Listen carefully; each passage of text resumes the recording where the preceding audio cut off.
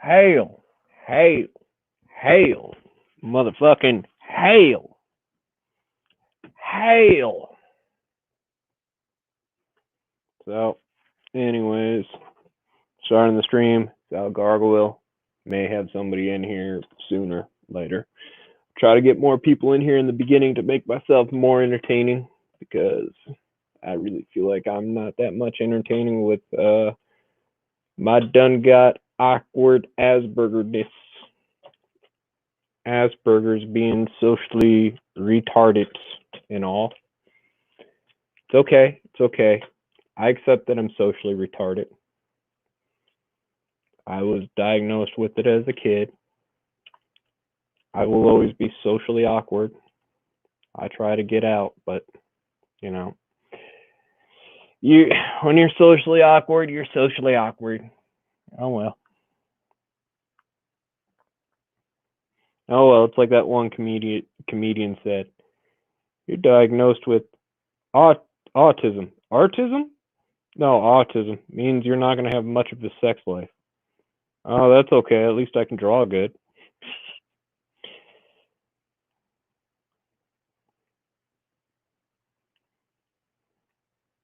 Well, I don't draw that good yet, but I can. I can draw better. I'm going to try something out real quick. Hang on, give me a sec. Just making sure I'm trying to get all kinds of angles in. All kinds. So you can all see it. I don't need this ear thing in right now. Nobody's here. Nobody wants to talk right now. You know, everybody wants to gum flap at some point. Everybody has no way want to talk about this stuff. Sorry, I haven't been streaming much. You know, my technology's not quite there, and you know, just experimenting with the streams because you know, at the same time, you wanna get as much interaction with people and have people out there to know you because you want motherfuckers to buy your comic book.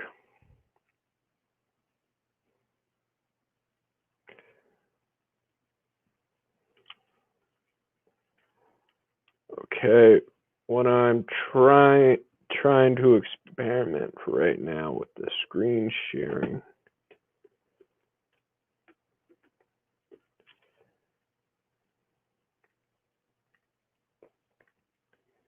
Be all kinds of angles. All kinds. Let's see. Screen share. Let's do this Chrome tab application window. Hang on. I know what I gotta do.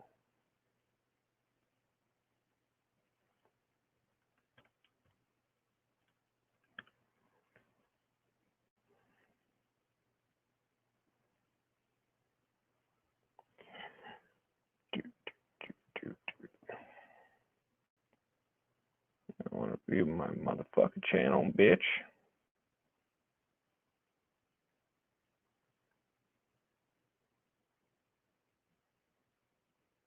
All right. Now let's see. We got that. We got screen share application window. Oh, suck my balls. Suck my balls. Your entire screen. Application window.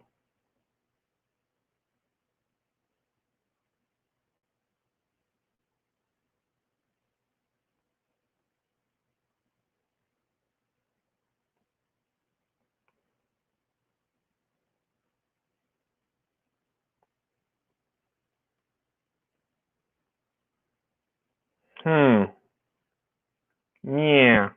Yeah. Alright. Suck my balls.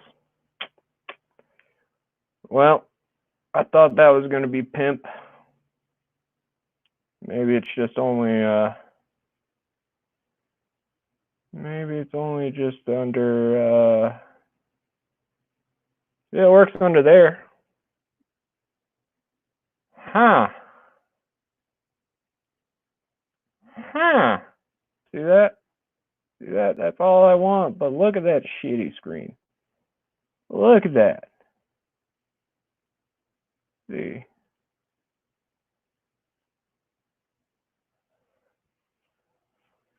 See? Suck my balls, bitch! What the fuck? The fuck? What the fuck we got here? Oh. Okay. Okay. Can't win that round. Can't win that round. Yeah, that sucks. That sucks so much dick. Well, the good part is there's nothing incriminating, so you guys aren't seeing my porn searches. But fuck. That sucks a lot of balls right there, boy. I don't like that.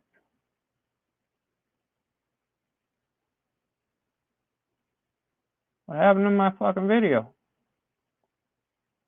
Because I said it sucks a lot of balls? The fuck? That ain't right. No, it's still going on here. Still going on.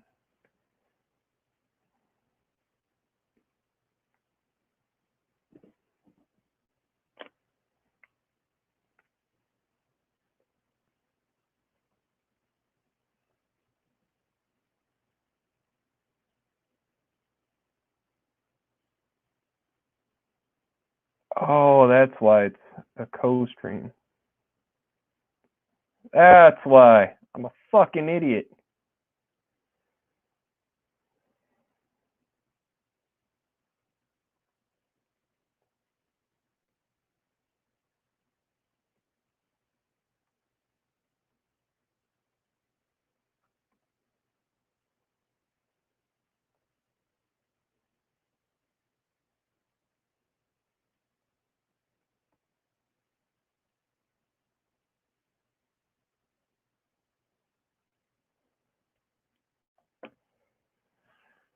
All right. That's dumb.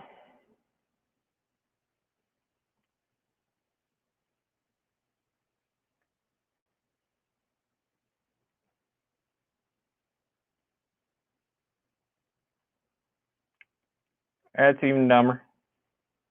Okay.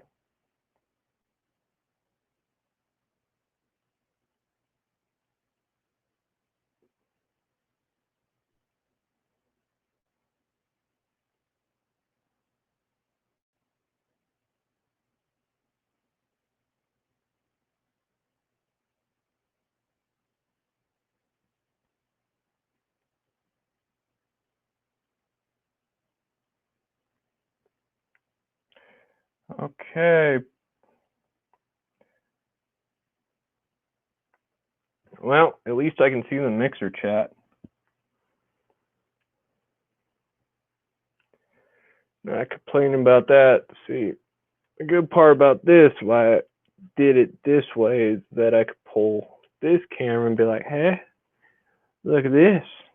Look at this. Voila. See? Oh, look at the latency on that. It's terrible. That's terrible latency on the mixer.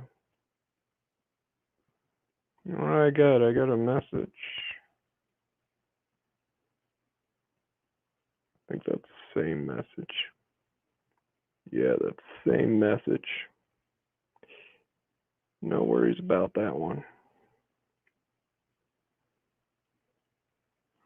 Yeah, that's terrible. That's a little latency right there, but oh well, this is all I can do for you.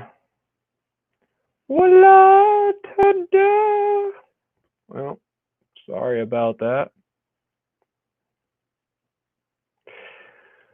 That's the best I can do for that shit.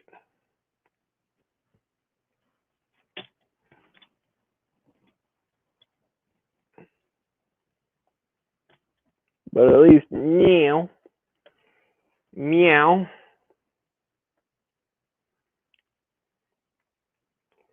Meow. I got all kinds of angles. All kinds. Is it upside down? I know it was my phone, but this thing automatically.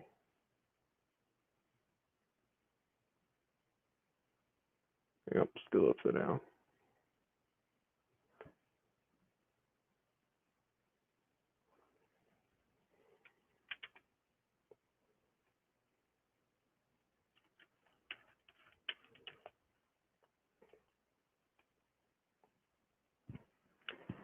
All right.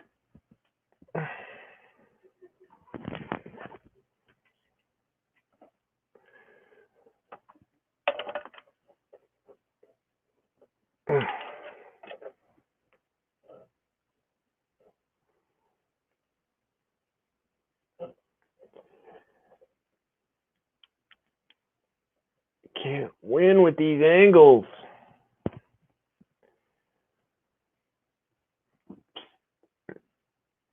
All right.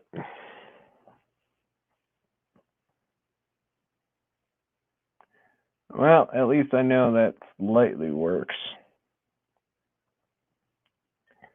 It looks like trash, but hey. If I don't want to use my phone, okay.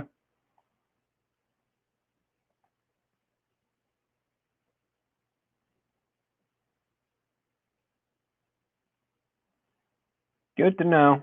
Good to know.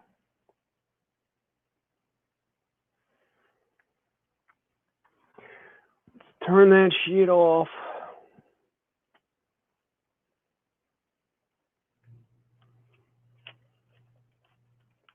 Because that stuff is a bigger pain to have on.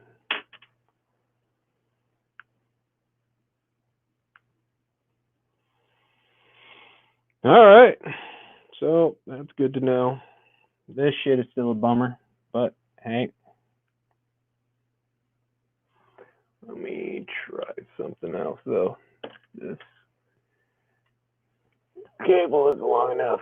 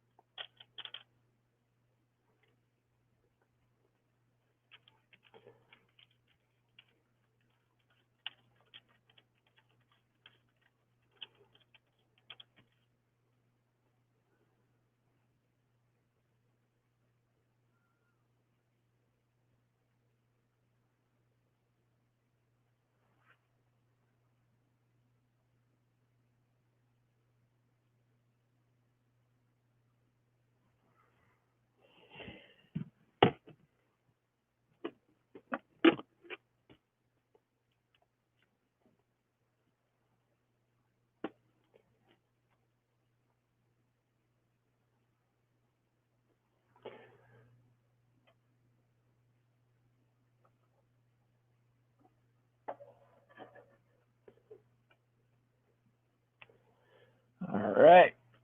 That's an okay angle.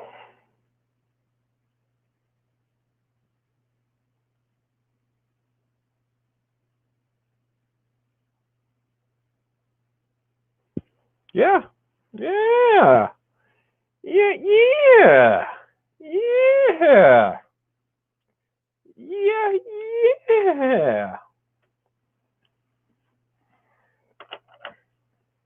Hail. Hail. Hail. All right. This is Templar stuff.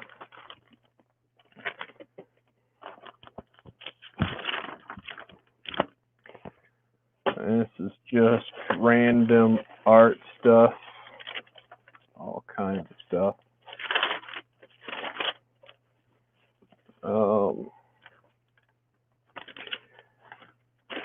Because the sketchbook got so fucked up.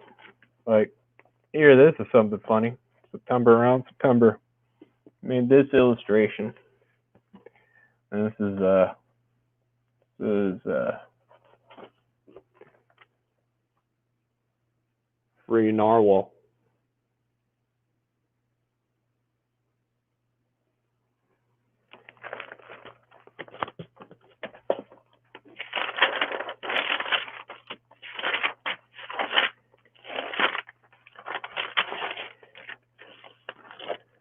Wow, I gotta do some exercises.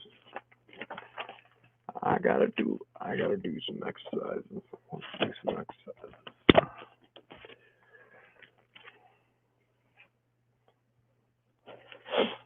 Let's tantalize some.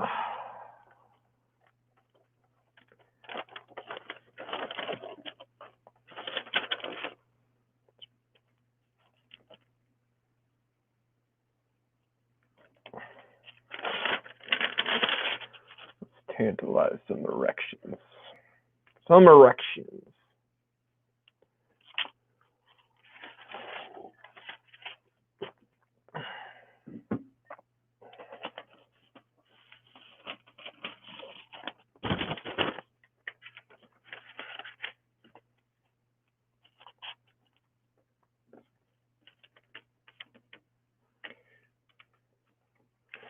Like a broken heart song helps you pass the time, pass away, blah, blah, blah, blah, blah.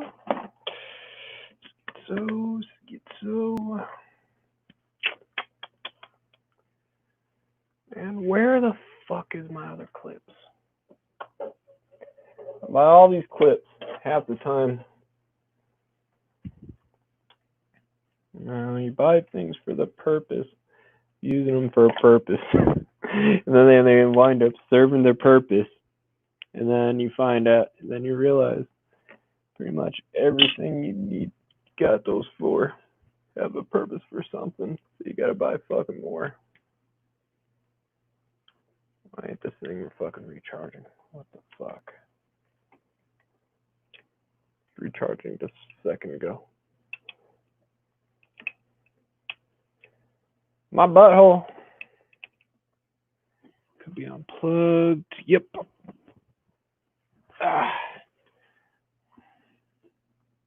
It's not that I'm fat, just that I don't have a chair with wheels. Very old fashioned. Not that I want to be. Just it happened by accident. Happened by accident. All right. All right.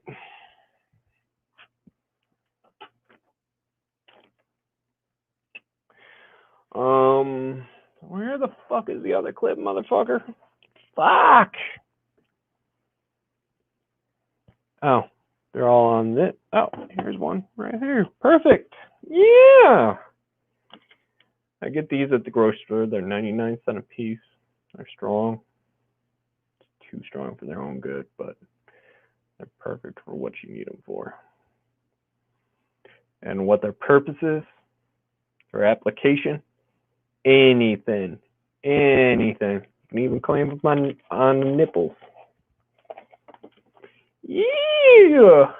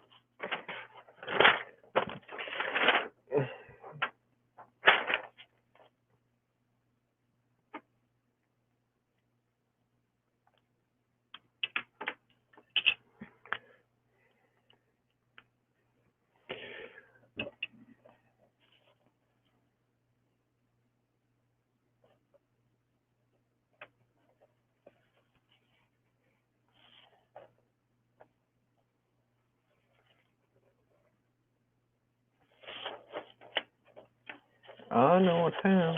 Keep on running.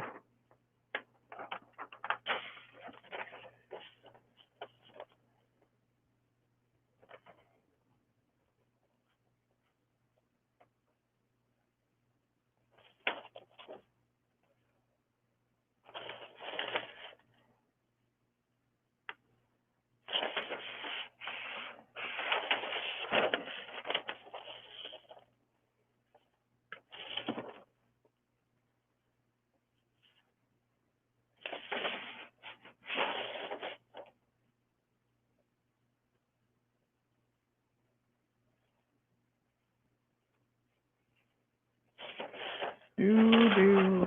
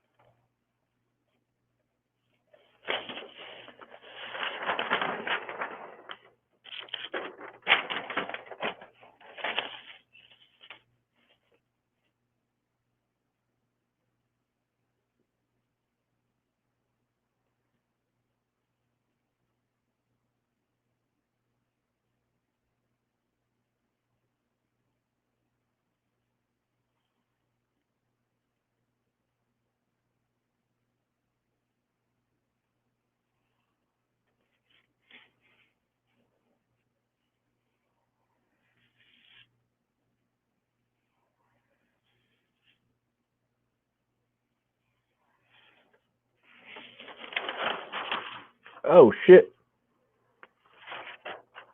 Sorry, I just saw you, Ink. Jump back in here. I didn't have my headset on. I just saw you.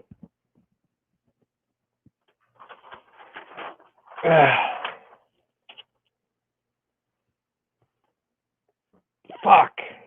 Just saw you, Ink. Jump back in. There you go. Hail, Ink Spot. Hey, what are you doing, man? Um, You making comic books? Yep. Making Nice. sausage. That's what we do. Yeah, I don't know what to talk about today. man, just talk about whatever is in your heart. Speak your truth, baby. Speak your truth. I can't. I go into bad dark roads. That's why I need people like you to keep me funny. Keep me funny, baby. Keep me funny. Keep it funny. I keep people laughing by showing them my genitals. People can already see that on my sex tape. I don't think anyone's found it yet. They found it. I guarantee they found it. I can find it. Yeah, I'm just finishing up my pages too. Get these done, get them over to Rotten Glory so we can get them lettered. Awesome. Hell, Awesome. I'm excited for you guys' project. I hope it works out. We'll see what happens, man. We'll see what happens.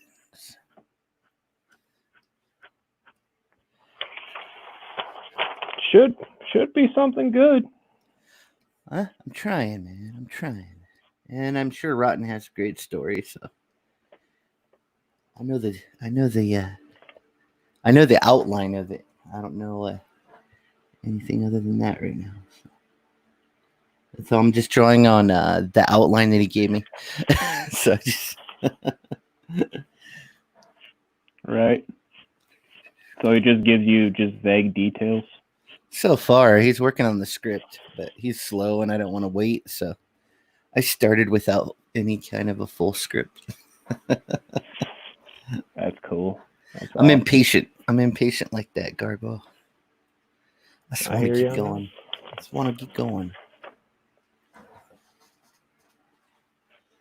I hear you on that.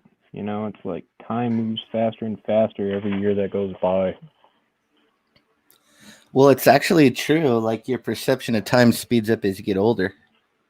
Because when you're younger, you don't you haven't seen a lot of things and your brain has to process a lot more, so time seems to go slower. But as you get older, your brain like programs itself. It's seen things, so it kind of filters out the mundane things, and that makes your perception of time go faster. It's a real thing. That sucks. Yes, it does. So yeah, the older you get, your perception of time speeds up, so it seems like time's going faster. Fuck. It was just yesterday. I remember being 19 years old. Yeah, me too, man. God, 2004. That's when Dimebag Darrell was killed. Oh yeah. It was a shotgun, dude with a shotgun, right? Came up No, the on. guy who went on stage with a regular 9 Oh, it was and just a just walked handgun. up. Yeah, Okay. just walked up behind everybody on stage and just started shooting everybody. It was He was exaggerated. mad because he thought he broke the band up or something. Well, the band was already broken up a year prior. Yeah. But he's mad about it.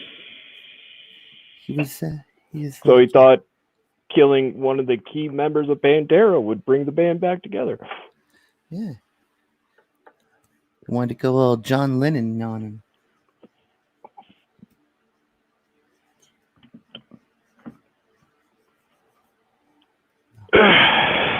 Got to give it to Dimebag. That was the most metal way to die.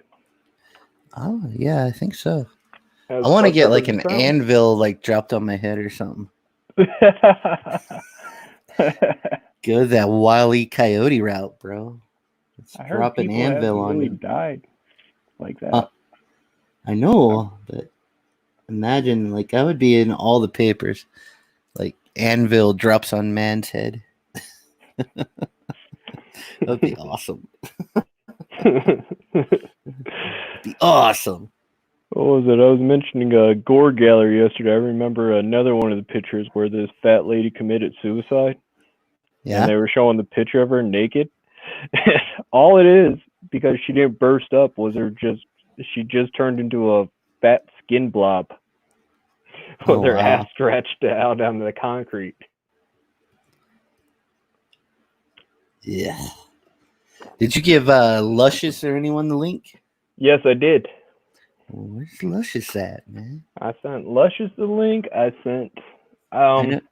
Should I send a link directly to Shay herself? Because I just put it on Shit Talk, expecting everybody to just see it on Shit Talk. Yeah, I don't know who actually looks at that DM anymore. I usually just shoot it to everyone individual and throw it in there. I shot a link to Rotten individually because I wasn't sure if Rotten was in the Shit Talk. I'll send it directly to them then. Yeah, Rotten wasn't feeling too great today, so I don't know if he'll come on or not. That's why he didn't come on last night. He wasn't feeling good. I feel you. He had a tummy ache. His tummy hurt. Yeah, all them fucking double fisting them that whiskey's gonna catch up. Yeah, stop drinking all that whiskey, man. Damn, Rotten. You're gonna kill yourself, man. Oh, that guy is fun. Yeah. He's my compadre. Alright, I'm sending a link to Shay. See if she comes in. Who else should I send one to? Send Scotsman, whoever, yeah. Scotsman. Shoot one out to the Scotsman. You can shoot one out to Mitchell. Mitchell might come in. Mitchell, just Mitchell? Yeah, I think so. Yeah, there he is right there. Just throw it in the chat. Oh, just throw it in the chat. Fuck me. All right. Hang on. Throwing it in the chat. Come on in, Mitchell. We're just shooting the shit, man. Drawing comic books. Being creative.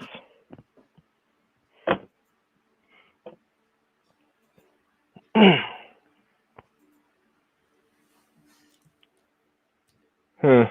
Mitchell's Yeah. like an aircraft mechanic or something. Oh, that's fucking cool. I know. Oh, shit. Oh. There we go.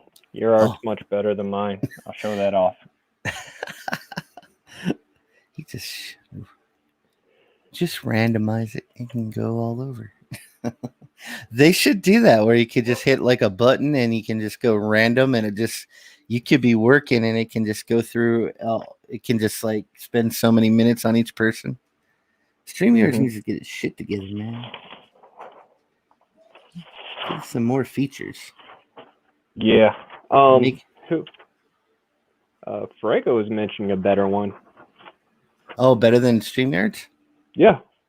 Huh. Lightning something. I'll have to check it out. I'll have to check that shit out, man. I'm just trying to find the form. Hey, did you ever ink your Cecil drawing? Not yet. I'm too scared to. No, just do it in Manga Studio, man. I'll help you put it up there. I'll show you how to do it. I'll show you some tricks, man. Give me 1 second, brother. I gotta put it into the computer. My scanner broke, so I gotta use it the hoopty way. Oh. Lucky thing, my phone's good enough to make scanner quality, and the Surface got scanner quality mode on their cameras now. Oh, really? Yeah. Comes out fairly good. I mean, just as good as a scanner. Is this the right sketchbook? Oh, shit. Oh, shit. I know. I forget. I always... I forgot to select my flats. Ooh. Dang it, man. I fucking do that all the time. Scotsman knows what I'm talking about. Yeah, Scotsman. Yeah, Mitchell's gonna hop his ass in here. He's gonna hop in. Oh shit! Did I send him a link? You put it in the chat. Yeah, I did. Just watch for him. He'll pop on. Yeah, I had the paper covered on my computer screen, so right when I moved it, I saw you. I'm like, oh fuck, I missed you. Oh no, I accidentally I was back there and then I was screwing around on Twitter, so I accidentally popped myself out. Ooh. I lost my Cecil drawing. Where the fuck is it? I'm a dumbass motherfucker. Let's see. There. This and this. There's Cecil number 1. Where's the other Cecils? Cecil number 1 with the cockhead. Yeah. This was one that I actually drew him as a KKK Klansman. That's funny. That's funny. It was on the stream too, so everybody saw it first. I'm like, oh. I might be one of the few people that gets your sense of humor. It's a German blood. That's what it is, man.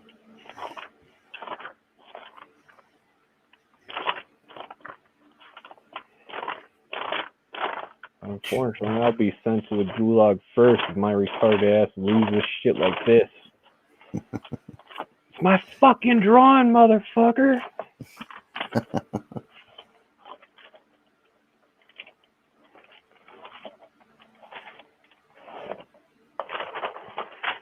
Alright, titties, Ernest.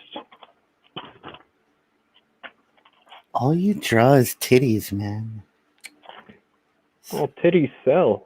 And if I can't capture your erection, then I'm not doing my job. I'm here to capture your erection. My job is to capture your erection. And if I can't capture your erection, then what the hell am I doing? Exactly. Like Vinny captures my boner. Vinny captures your boner. Nice. Same thing with the potato titties. Who is Potato Titties? Carlo Rowe. I Oh. call him potato titties because he's Irish and I love how he draws titties. Oh, okay. It's not to insult him. It's actually to love and adore him because I love how he draws his titties. He has a nice way of drawing his titties, especially his coloring, and making them look wet and lubed all the time. I like how he makes the titties look all lubed up. Nothing like some lubed boob. Some wet titties, right?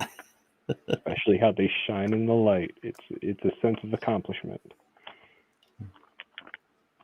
Is Mitchell waiting to get in, or he hasn't come in yet? He says he's still finishing up at work, so. Oh, he's working. So it might take him a minute. I haven't seen him come in yet. My dumbass motherfucker. Should I punch myself in the balls? I bet you the shit's in this sketchbook. Right fucking here.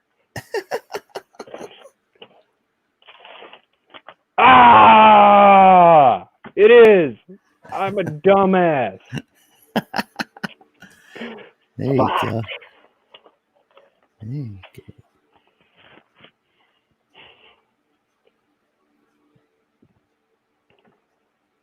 So this is Cecil hustling twerking baby Yoda dolls that are crossbred between a certain girl. Cool. With a werewolf cat. A werewolf cat. Nice.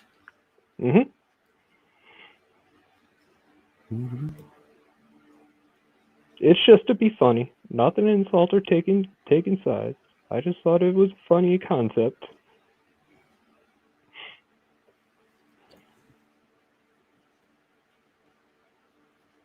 Oh, where's my camera option? What kind of specs do you have? What kind of specs do you have on your computer? Can it handle a decent sized file? Yeah, it's just a Surface Pro 4. Okay, yeah, you should be able to handle a pretty good resolution. Yeah, it just can't handle animation files. Can't animate or do video editing. Yeah.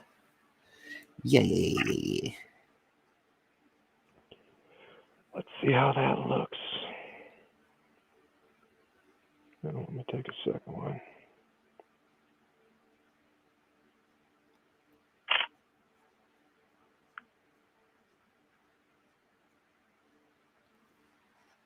There we go.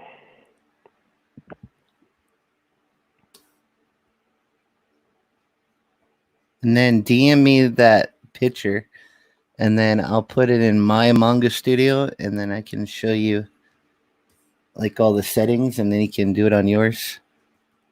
You can kind of see how I would do it, and then you can get all your pin settings and everything, right?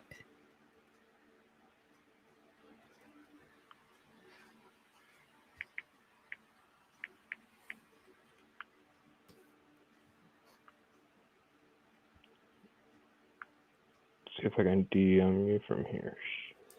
Yeah, let me get on Twitter. Message. Get on the twatter. Ink spots. There you go. I just sent you the raw photo I took. All right, cool. Give me a second. I'll get everything up here. You save this. I just gotta open them up on my clip paint too. File save. I'm coloring 2 pages at the same time. Get my clip studio open.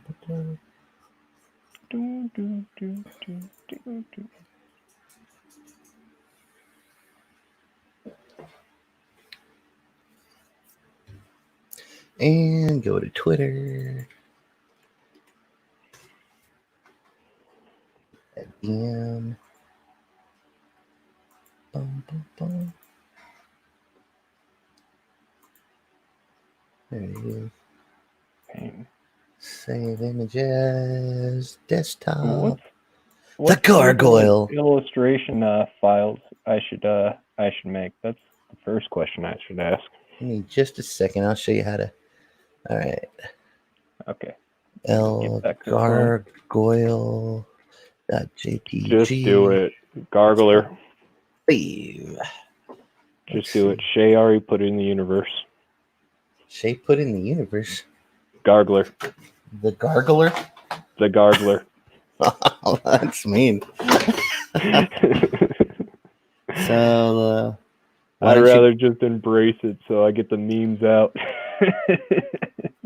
So, I would go file, new file, and I would do an 8x11 with a resolution of 625.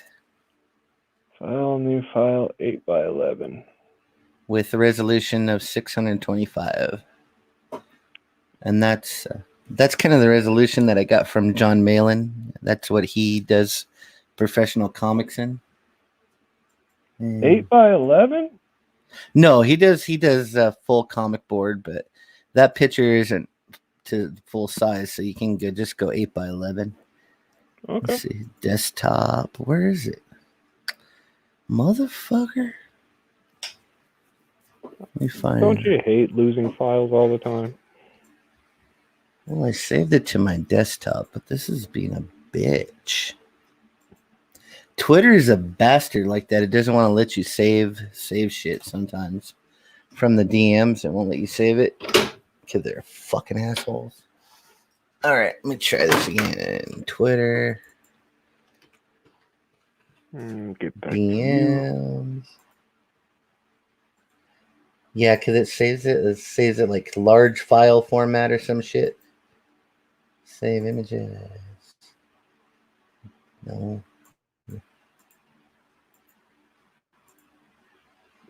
Desktop. Well. Cecil. JPG. I'm gonna grab some caffeine real quick. I'm gonna mute myself so I don't fucking make too much noise.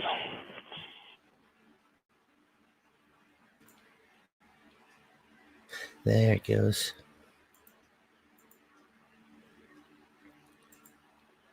File open. Desktop.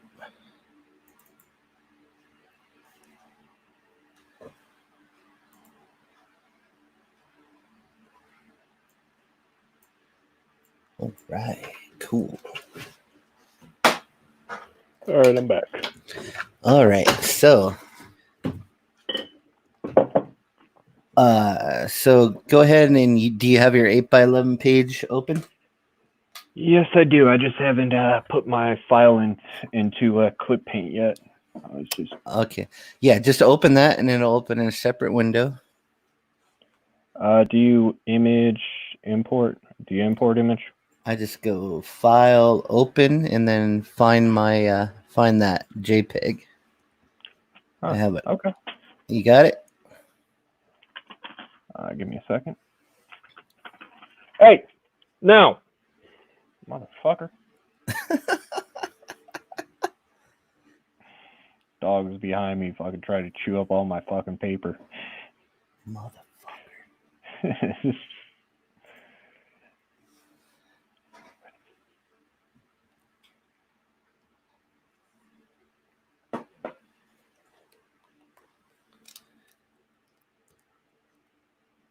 Open. Oh shit, I gotta fucking turn it. Flip horizontal, distort, scale. Oh, did it open sideways? Yeah. Oh, you motherfucker. Is it Is it like Photoshop where you gotta transform the whole canvas? Yep. I would just go edit, transform, rotate, and then you should just be able to rotate it wherever you're the right. Got it. Okay. Now I'm good. now go up to your selection tools and get your rectangle selection tool, and just you see what I just got it covering in the picture, and I'm cutting out the notebook and stuff. Yeah, making sure you're taking out those nipple prongs. Yeah. Okay. And then I just go control in the letter C. Hit Control C, and then Hang go on. over. Then click on that 8x11 page that you got, and then just hit Control and the letter V. It'll Control paste it. C, and then Control V. Did it work? No, it's just clipboarding the StreamYard links. What step did I miss? Did you select your canvas? No, I did not. You got to use your square selection, your rectangle selection. If you go into the rectangle menu, you can look at my screen right here. See the up at the, it's like the 1, 2, 3, 4, fifth one down. Click on it and then go over to your menu. You should see rectangle selection. And then just make sure you cut out your picture. So you got the marching ants around it. Hit Control C, which copies it. And then go over to the page that is your 8x11. You got to switch over to that page. And then you kind of got to click on that page. And then hit Control V. Control C. With the selection. Selection is on it. All right. And you hit Control C. Now go to your 8.5x11 page that you made. And then once you're on that page, hit Control V. Huh. V is in Victor.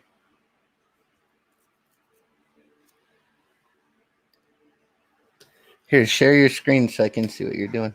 All right. Yeah, this thing's acting retarded. Share screen. Application window. Click Paint Studio. Share. Let's see. You see my screen? Uh-huh. Okay, so you got the marching ants around it. Now go up to Edit. Edit. Copy. Yep. Now click on your other page, the illustration page. Now click in here. Oh, there it is. Yeah. Now hit Control T and just scale it to the right size so it fills your page up.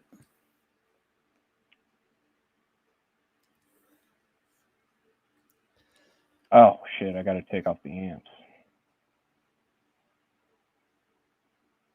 All right.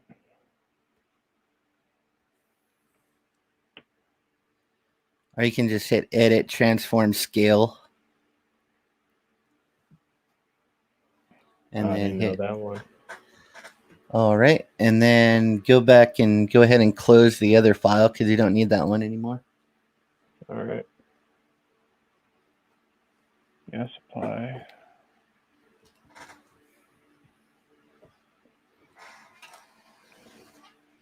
Yeah, it'll take it a second.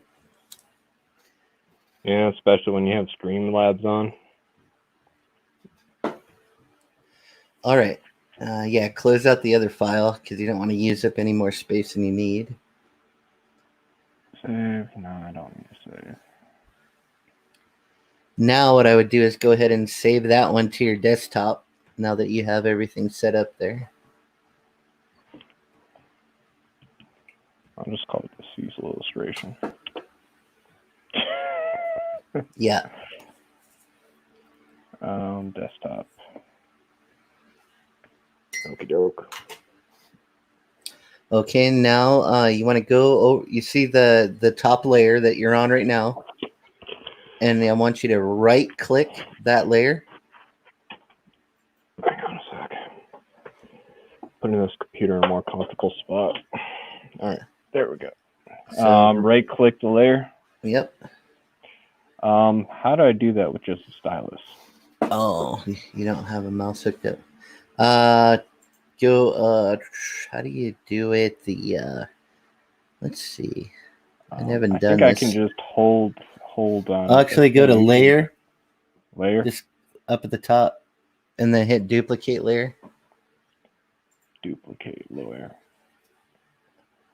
Now set that layer mode where it says normal. Set that to multiply. Multiply. Okay, and then go back up to layer and merge with layer below. Merge with layer below. Control E. Yep. Now let's see. Yours looks different than mine. It's a surface. That might be Let's it. see. I'm trying to find out where. Do you know how to change it to blue line? You should just be able to click a button and change it to blue line. With this guy, I think it's maybe. Nope. No. Nope. Okay, let me see. On mine, let's see. You have. I'm looking at yours right now. Is that even open on yours? I don't see. I seen the. On mine, I line. just have a button. It shows, and I just click it, and it just automatically changes everything to blue line. Yeah, and you have EX. Let's see what. Let me go up to layer. Let's see, layer.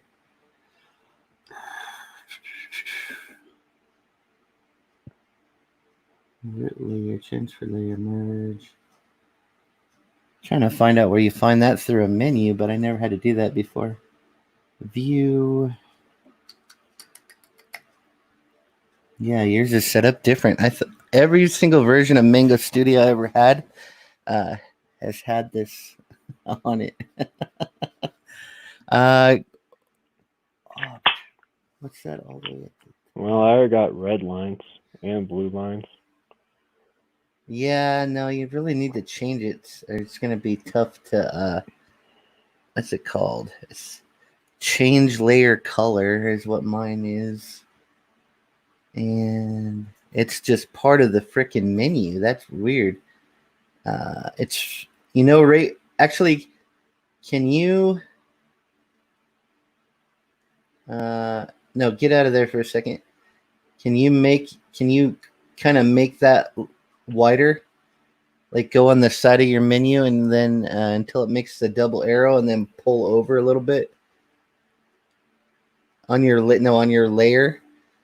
If you hover right on the edge, it should give you go over further to the right on the edge of the menu. See? Okay. Yeah, but you need to do it on the layer one below it. I got you. Yeah. There it is. See that blue button right there? Click that. Change. Yeah, just click it. Oh. And hit OK. Yeah, you just got to click it. There you go. Now you got blue lines. Now go ahead and shrink that back down. I think it's just because you have such a small drawing service. Yeah. Okay. Now I want you to go ahead and lock that layer. Lock layer. Lock this the one layer. or that one? That one right there. That's lock layer. The other one's preserve transparency. And now what I do, the layer underneath that, go ahead and delete that. Hit the trash. Click on the layer below. Hit the trash can. Okay. Now click on the blue line layer. Okay, now right above that, there's two different kinds of layer. There's a raster layer and a new vector layer. Click on vector layer. And that just gives you a little bit crisper lines. And so what I would do is go into your pins and get the, let's see if you have the real G pin. That's the one I like to use. So click on the real G pin. You're on the right one there. Oh, where's the option? Yeah, you're already on it. You got it. You have it. Now I saw when you made that the one behind there larger, the subtool. That's where all your sizes are. You want to get a size 30. Oh, yeah. Yeah, I was trying to open it. That's why You I was gotta acting goofy for a second. uh Maybe I'll close the layers. Why aren't the layers? yeah, your setup's all weird. Yeah, what happened to my setup? I don't know. You can go to view. Let me see. You can get it set window, workspace, and then click illustration. Window, workspace. Oh, Illustration. it's the second one. Okay. Now go down to illustration. Click it. Hit yes. Okay. Now it should change it to. There you go. Now where is your? It still didn't do it right, did it? And it's a little dyslexic. Yeah, Wow. yours is completely different than mine. I just got this last March. Okay. Now where's your layers at? Right here and scrunched up right here. Scrunched up, pull over a little bit. Now, Let's see. Pull it out. View. Yeah, what the hell is going on with yours? You need the brush size. Let's see. Layer pro. Nope. Can't pull it out a bit. No, it's. Eh. Yeah, yours is all fucked up. Go back up to view. Here's the tool property right here. Yeah, you can change the size in there, but that's kind of a bitch. View. What do we got? Print size, no. I'm just holding my pen over there. Yeah, go back up to window. Workspace. Go back to workspace. Reset default. Yeah, reset default.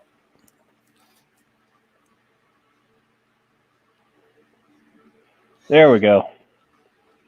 All right. So you want to have your pen at a 30, size 30. Really? Yeah, Damn. 30 pixels. So big. So big, Poppy. And then you see you have stabilization right there. Mm-hmm. Turn that all the way up because you want to get some smooth lines, right? Yep. Now that's going to make your lines kind of smooth out. So go up there by the side of his face there and go ahead and try to make that first curve. Start with light pressure. Now go ahead and undo it. Now start with light pressure and then go harder as you go down. Go ahead and zoom in a bit though so you can kind of really see it. Yeah, make it comfortable. So the light is hitting up there at the top. So you're going to want to make that line thinner. And as you go down, press harder in the middle and then try to lighten up again as you get towards the bottom of the curve. So press hardest in the middle and then lighten up again as you get down to the bottom of the curve. Fuck. Yeah, and it's fun. You can erase it and just go again. Just go a little faster with the line and that'll make it smoother. Your stabilization's all the way up, so you should be able to make it pretty.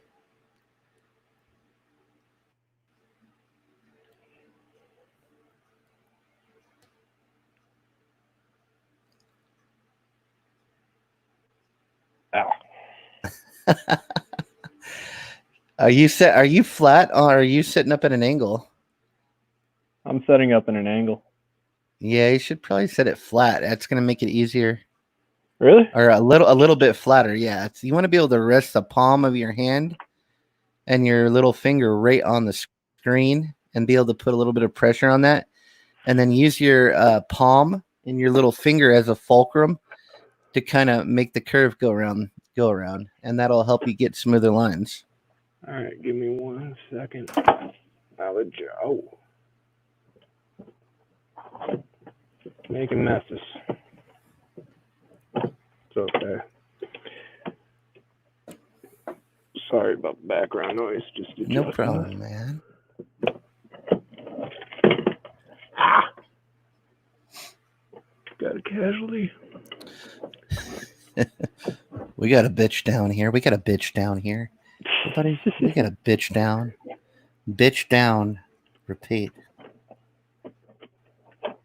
There we go. Oh, shit. What the fuck was that? Oh, that's my T-bar. Shit, man. Shit, fuck cock dick. What? Ooh, shit.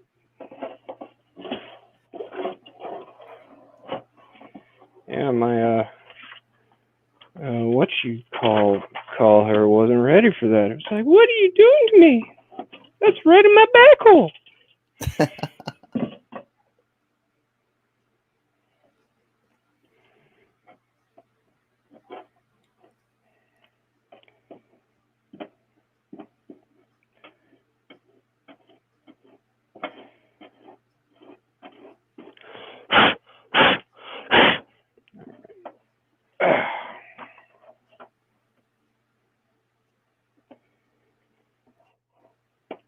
Damn it.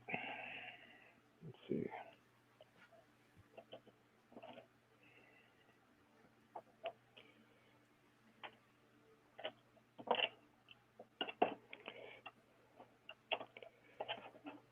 All right. Hopefully that will hold it.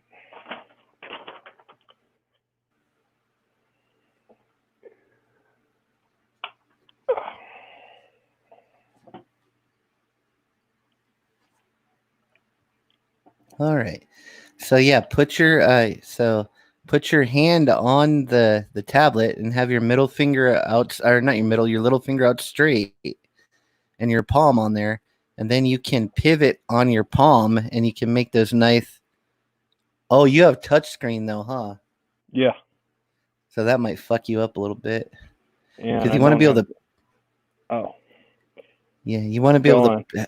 You want to be able to have your palm in your hand on the screen, and then use that as like a fulcrum, so you can make those curves. You know. That's why my shit sucks so bad. Yeah, you may want to turn touch screen off when you're working on there. That's going to be really. Screen off. I don't know. I don't have a Surface Pro, man. There usually is some kind of button in the apps for that where you can turn the touchscreen off and on. But I don't know how you do it in a Surface Pro, because unless you can put your hand on there and use your hand as you're not going to be able to get real nice lines. You know what I mean? Because you need to be able to. You're kind of using the palm of your hand to get those lines nice and straight. Oh, maybe if I pull an Acevedo. Let's see.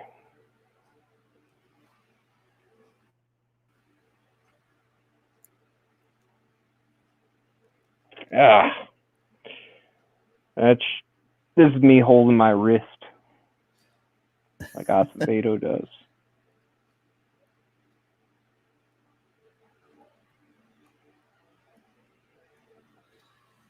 Huh. What do you think? Yeah, that's good. And so you had a nice thickness in the middle there.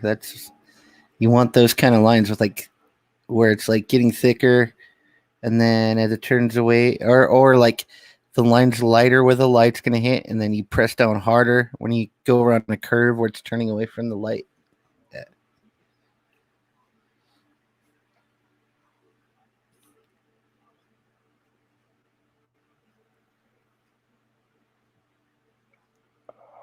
That one sucks. I thought that one you had was good before.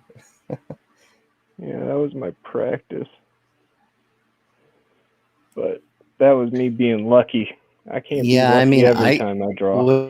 What you're trying to do right now without having your hand on something, I can't even draw like that, man.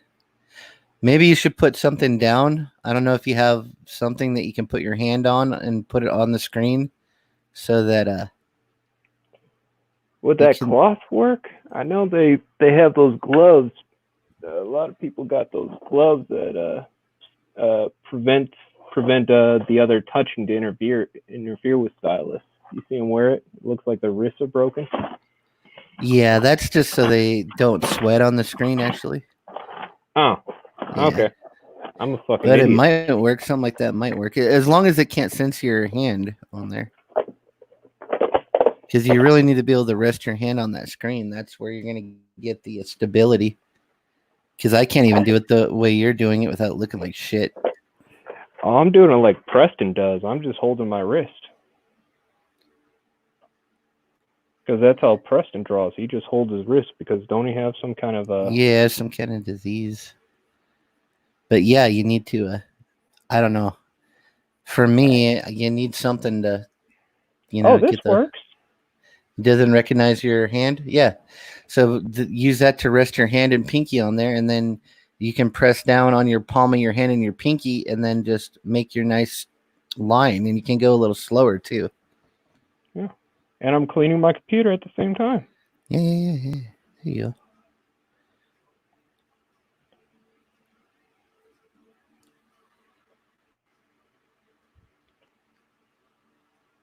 Ah, fuck.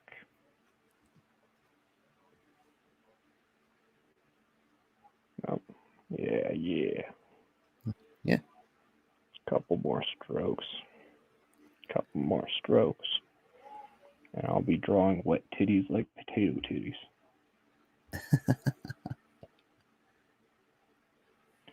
One day I will be captivating people's boners. I will have erections.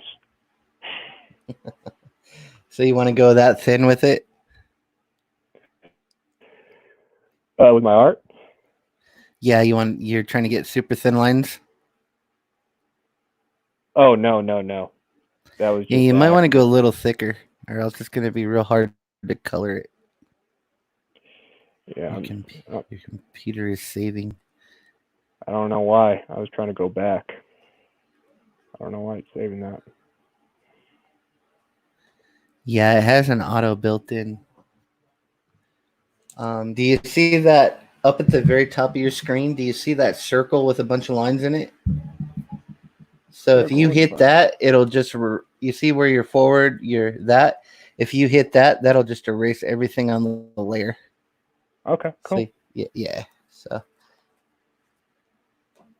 So yeah, start out light and then press down, so you get like almost the full thickness of the pen, and when you get to the middle, and then go light again. There you go.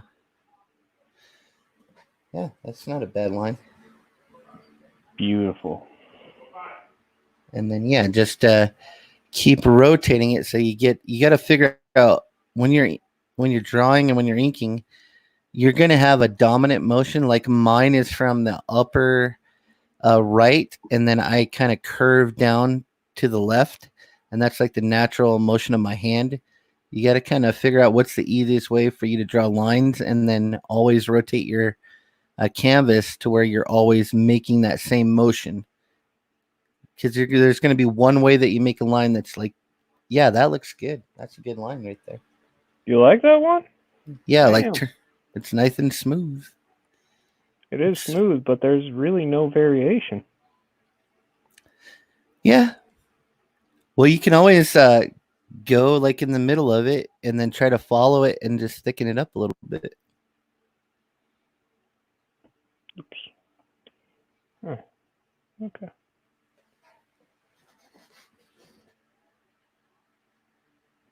Oops. Yeah, I fucked that one up.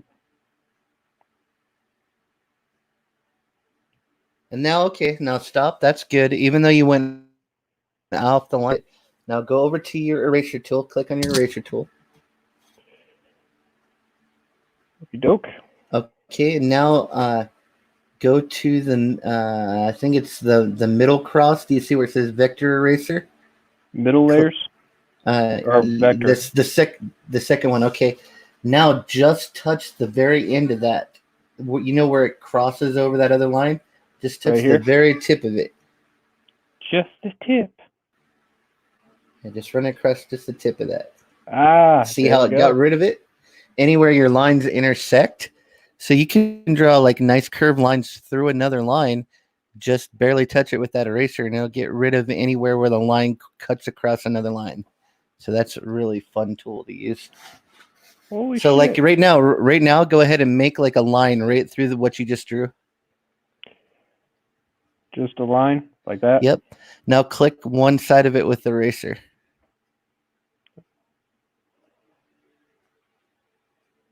Damn. And then go ahead and now you can click the other. See what I mean? It's really cool. That's fucking awesome. But that only works when you're on a vector layer. That's why I use the vector layer. Yep. Oops. It's too much. Yeah, and see when you go back down the regular size, it looks pretty good. You can't even see that little dent you have. So I would That's leave pretty that damn line. good line right there. Yeah, I would just go on to your next one. Maybe do the collar or something. And remember, when you do the collar, you can run right through that other line and then just use your vector eraser to get rid of the excess. Yeah.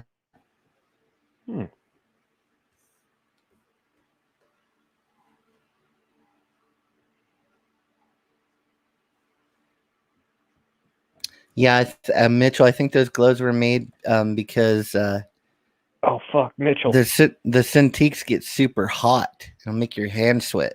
And so a lot of people use that. So when you're running your hand across the screen, the sweat doesn't make your hand stick to it.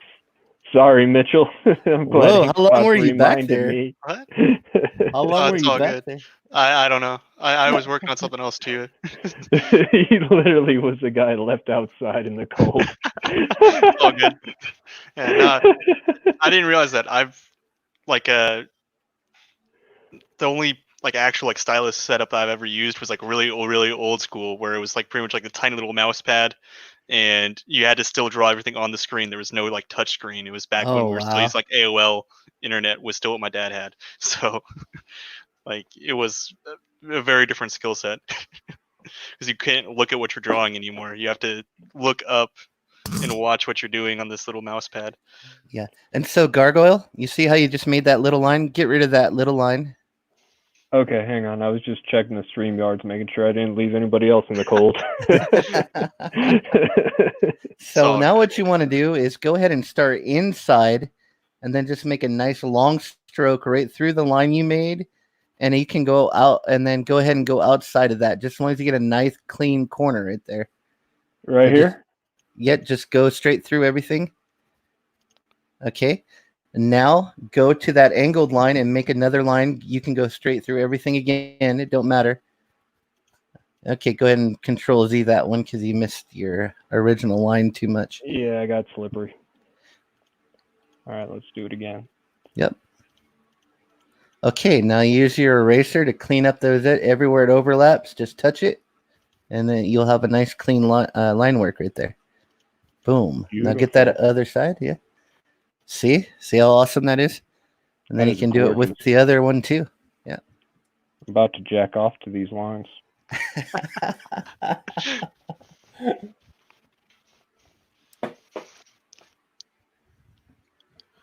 Yeah, the vector eraser is like one of the coolest things in Manga Studio or Clip Studio now. Oh, the Europeans still like calling it manga. Manga. The manga. You love the manga. What did That you do hot- today, Mitchell? I tried to explain incredibly simple tasks to an engineer over the internet. Ah, We had to put a screw through a board and put a nut at the end of it, and he didn't understand how come we had to get something on the other end to hold the nut while we twisted the screw in. That sounds like a basic problem when you're trying to fuck a hot chick. Yeah, well, this guy's just some college, engineer dude. So it was me and another mechanic, and we're sitting there trying to explain. Like, no, we need to get back there. We need someone back there so we can hold this. Because if we just try to do that, there's not.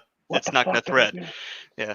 That was it. So they spent me like, I think I spent like $90 worth of my company's time just to try to explain that to the guy.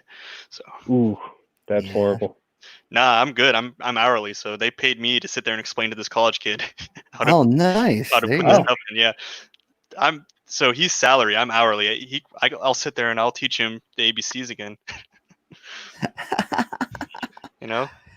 Teach him how to breastfeed. Nah, that's not my speed. Really? You seem Nah, like the I have kind of no guys idea how that to would do be that. into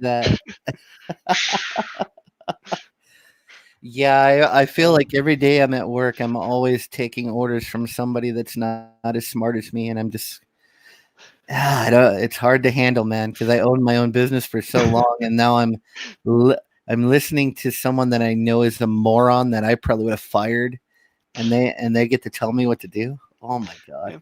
Yeah. My problem is that I know that these guys are idiots, but I also know that I'm hourly, so I'll be the nicest guy in the world as I'm trying to explain this to the guy. So y'all like working with me, and they'll keep on requesting me. Oh, we want Mitchell to come out and do this. All right, cool. And this is how you do it. And I'm explaining it to them very slowly, very carefully, and I'll do it over and over till they get it. I'm hourly. That's it. Yeah. Just be humble. And when I leave, I'm like, that guy was such an idiot. See, I'm on salary, so Oh it's just yeah, like that's a different world. if I have a quicker way to do something, it's just I might Yeah, as well, you know. that's When one I of the worked reasons as why I a never want to be salary.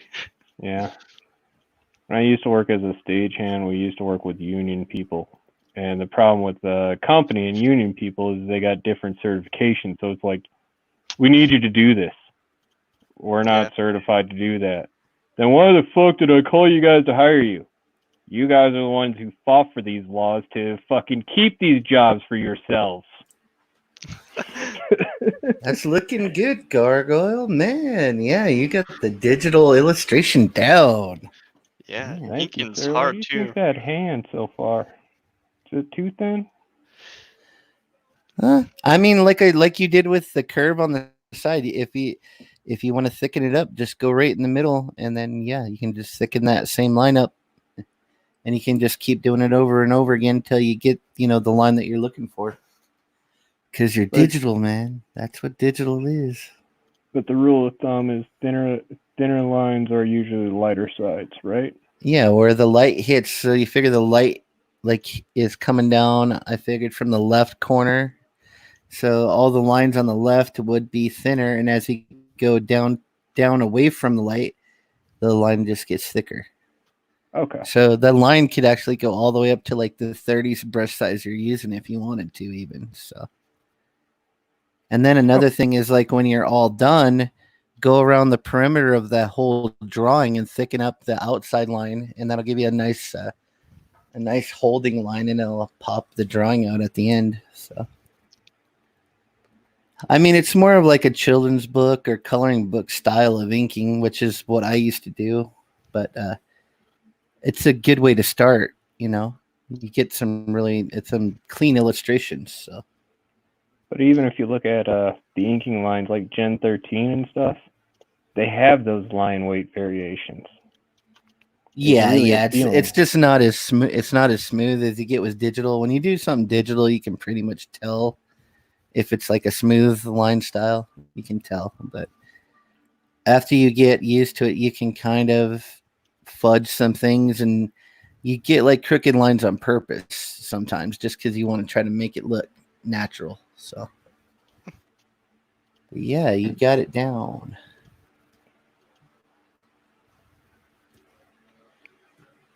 Yeah. Get your first piece of Cecil art. I know. I was surprised. Cecil actually retweeted about that stream with Lucius. Yeah, I didn't think he was going to. I really didn't care. I mean, I didn't care if he would, but I was like, damn, he actually did. he likes Lucius. He doesn't care if I'm on something. Nobody cares about that shit.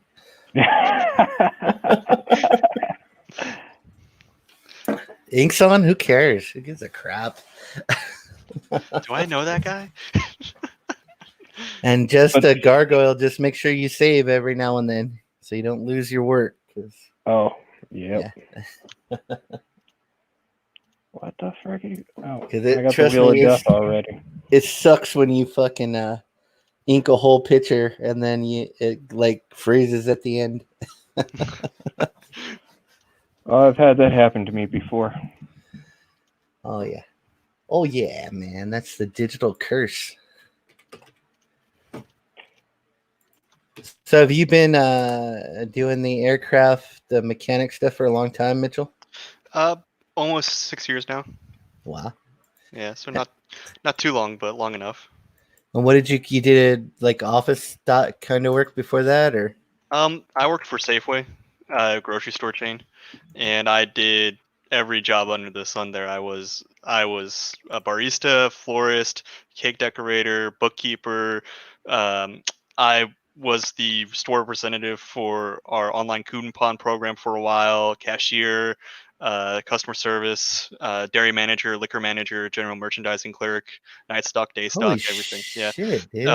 It was one of those jobs where it was hourly, and so I was a hard worker, and I just show up and I was never above a job. They're like, "Hey, man, we'll pay you, an extra 50 cents if you want to come in and stock shelves tonight." Done.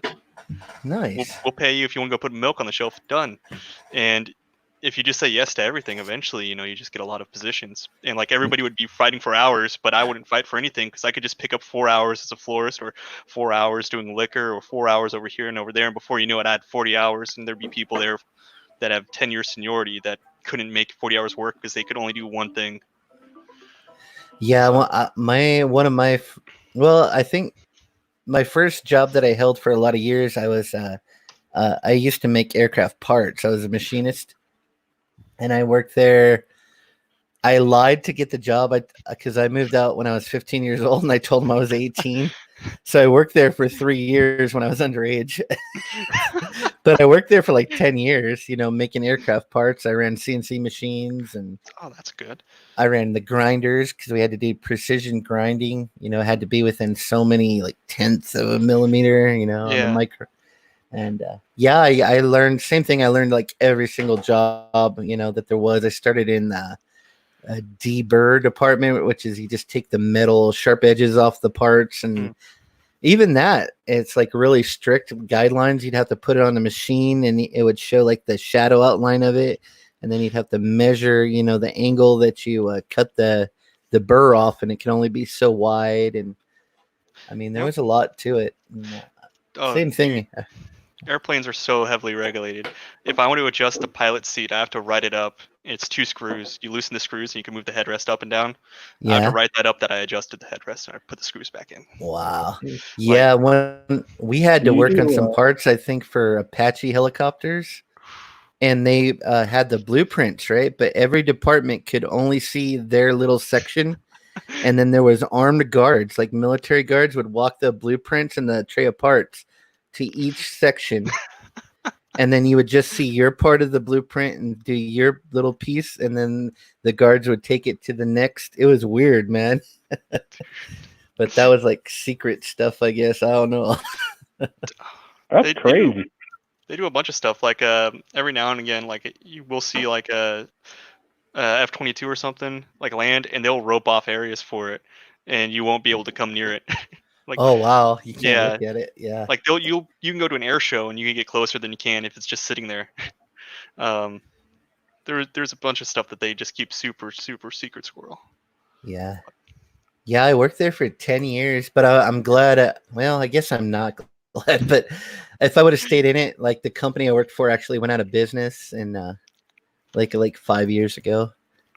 I mean, it was a good job. I quit because I was like the youngest department supervisor, but I was only making like $12 an hour. Oh, and all the other, and I was working third shift. I was the supervisor third shift, and every other supervisor was making like $28 an hour or something. And I'm like, I asked them for a raise, and they gave me like 12 cents. And so I was like, you know what? Fuck you guys. I'm gonna go into a trade.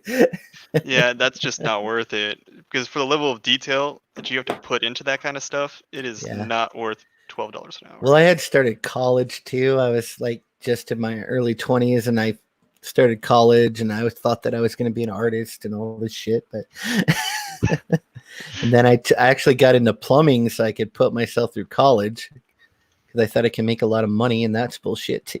So. Man, I remember early in my grocery store career, there was one guy I was working with, and he's just a bagger, but he was working nights because during the day he was an apprentice for an elevator union. I don't know what the actual right name for it was, and I didn't realize how lucrative of a job it was. I'm like, man, dude, why are you an apprentice for this elevator union? They're paying you trash. You're even working at a grocery store at night, man. What's up? And then I look back, and like I know a few guys now in that kind of field, and they make outstanding money. I'm like, holy shit, this guy knew what he was doing. Yeah, I think if I could have went back and told my younger self anything, it would have been work somewhere where you have a chance at retirement. Yep. Yeah. I mean, work for the city, work for the state, work for the government because you get retirement and benefits. And yeah, My you don't think father-in-law about was that when able you're a to kid. retire at 40. Yeah. Yeah, when you're a kid, you're just thinking about money right now. So yeah. Yep. That's definitely what I was doing when I was working. I blew off a bunch of school. I was trying to do school and work at the same time, and I would just blow off school in order to make like an extra few bucks at work. I was like, oh, I'll take that shift. I I don't need to think go to that that class.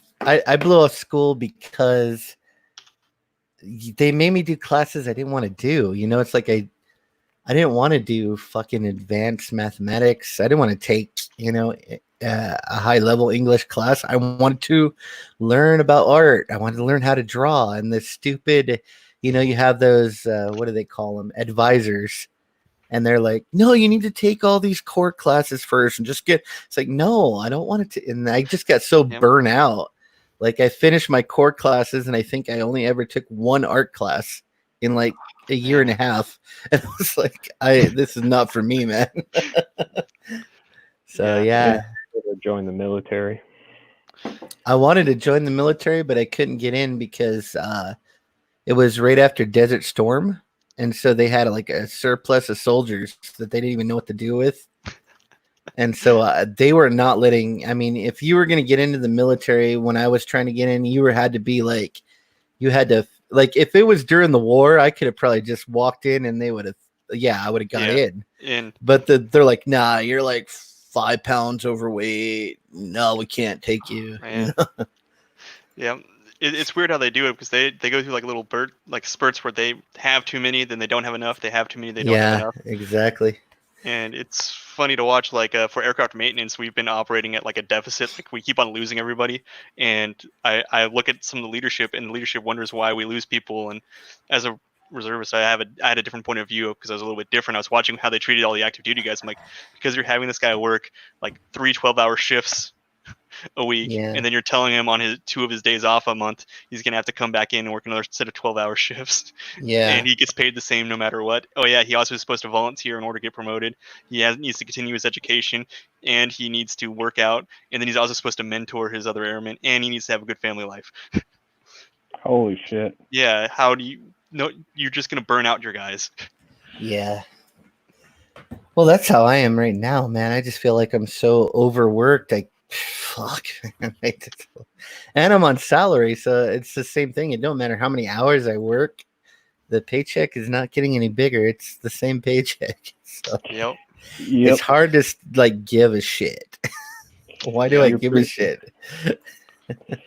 Yeah, it's like, what's the point? I'm gonna work. And they definitely take advantage of that too. So, Oh yeah. Yeah. It's like they know they don't have to pay you any more money. It's like, yep. That's one of the things that I kind of held out for a little bit. I was on a little bit unemployed the kind of middle of last year, and I was holding out because I was like, dude, I gotta find an hourly job because if I get a salary job, I've already worked one before. They'll just work me into the ground because I'm already a bit of a workaholic when I'm there, and if I don't get that overtime money, it just isn't worth that effort.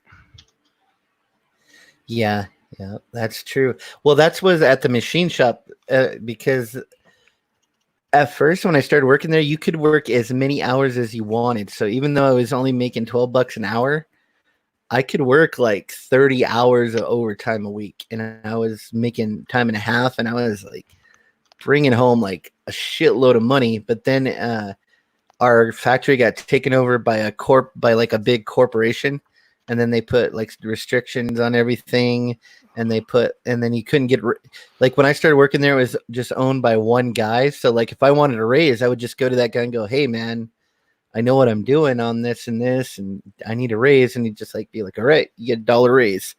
And then when it went corporate, it's like, now we only give you like a 1.3% raise every 2 years. It's like, fuck you guys. You can't work more than 5 hours of overtime. And it's like, nah, no. Oh man, that just speaking of like the little raises, like that reminds me of when I was a bagger. I would work and they'd give you like pay raises based on how many hours you'd work, and so I'd have to get like 1,500 hours or something up there. And at the time I would work like I'd be getting to them because I'd work every shift, every hour I could do it because I was like, dude, I want some money. I was trying to buy a Camaro. I was like, I want this car, so I'd do anything I could to get those hours. And I remember I was getting pay raises, and as I was getting the pay raises, minimum wage was also increasing behind me in California. So I would get the 25-cent pay raise. I'm like, score. And then like 3 months later, everybody's getting hired at that. I'm like, what the hell happened? Why did I work this hard for that raise? Oh man. I was working all the Deja Vu showgirls during that time. Oh, it was shitty in San Diego. And Dumbest laws ever. yeah, California's just been a bad spot to be on, like low on the totem pole. Like if you're at the bottom, you seem to do all right. They got a lot of benefits, but if you're trying to get out of the bottom and be on the middle, they don't seem to take care of you much. Well, they punished the students too. I mean, when I was going to the art institute, the culinary students could not find jobs. A lot of the promises they guaranteed, like, "Oh, we got your job placement. Don't worry, don't worry." It was only for a selected few who were really, really capable, but their jobs were never guaranteed. Man, And my campus was only known for that Barnyard movie and that one Born Identity video game. Yeah. Yeah. I mean, I don't miss working for big corporation stuff, man. They just suck. they do. I mean, they just did. I mean, they really don't give a flying fuck about you at all. They yeah. don't. Oh man. I ended up getting in myself my foot in the door at like one of those Silicon Valley startups, and it's so nice because they have such a total 180 from your corporate approach. Like when we go into the building, they provide us with lunches, snacks. They want you to feel comfortable and happy. And like this is such a strange place to be working. And we still have people that complain about it. I'm like, dude, they're giving you food. If there's leftovers, you can take it. Like you don't need to even buy food when you're working. What is wrong with you guys? And Enjoy no this. matter what, there's always going to be one person who's going to complain. Yeah. Always. Yep.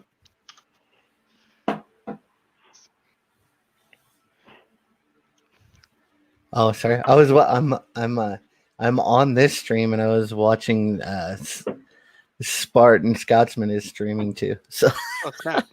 Oh, fine, Spartan's too good to join us. I sent him an invite. he's doing coloring right now. Oh yeah, his xenotype fame. Yeah, he's Yeah. too good for us. He's too special for us. Yeah. It's funny because I can hear you guys talking and then I can hear him talking on his stream at the same time. Oops. Man, I'm going through fucking coffee tonight like crazy. I need to finish my pages. God, I gotta finish coloring them.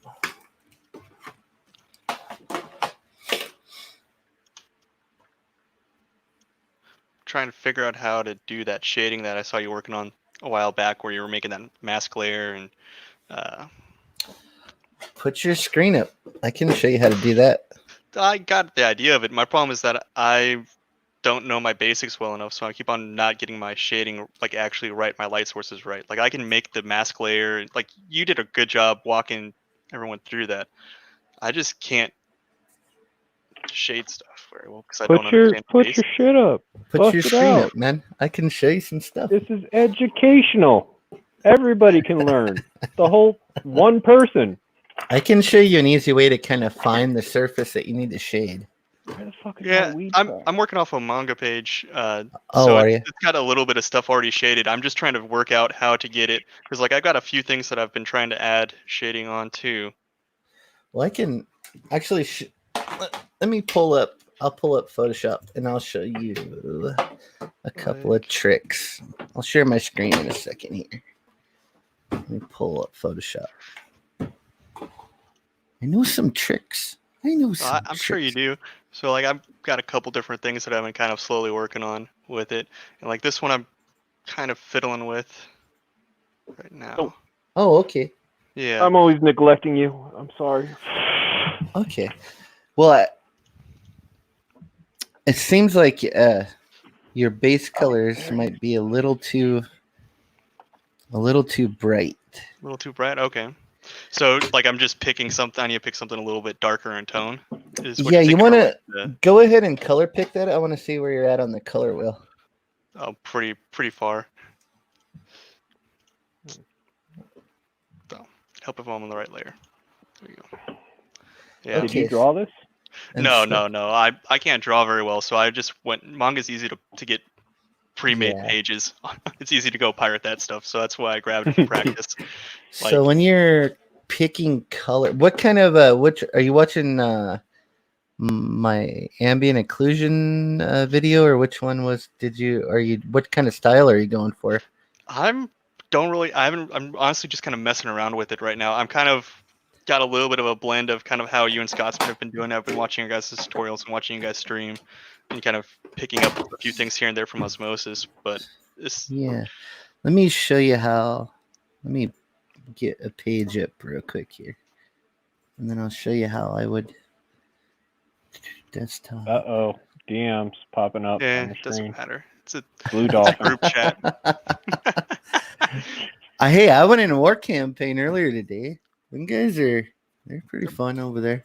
They are. Yeah. Show up on like a Sunday, do poetry slams with them. Poetry slams. Yeah. I would win. I would win that shit. Dude, some of them are pretty good. All right. Let me share my screen. I'm going to share my screen real quick, and I'll show you how I would share screen. All right. Here we go. Oh, This was- cool. This was a chrono mechanics thing that I did a while back. Okay. Before I knew how to ink very well. Sorry, Snowflake. Didn't mean to kick you. And so, let's see. Oh, that's me. There we go. Let me merge these stupid layers down. And get a medium color. Edit. Fill. Okay. Ooh, multiply. There we go. Lock. Okay, so when I'm picking colors, let me get a face selected here.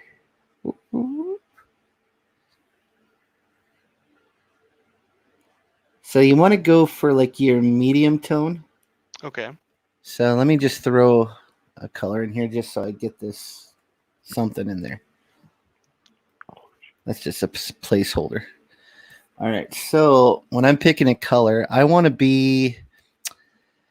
you do want to be fairly saturated because your natural skin tone when you're coloring comics is pretty much going to be almost like the most saturated that it's going to be.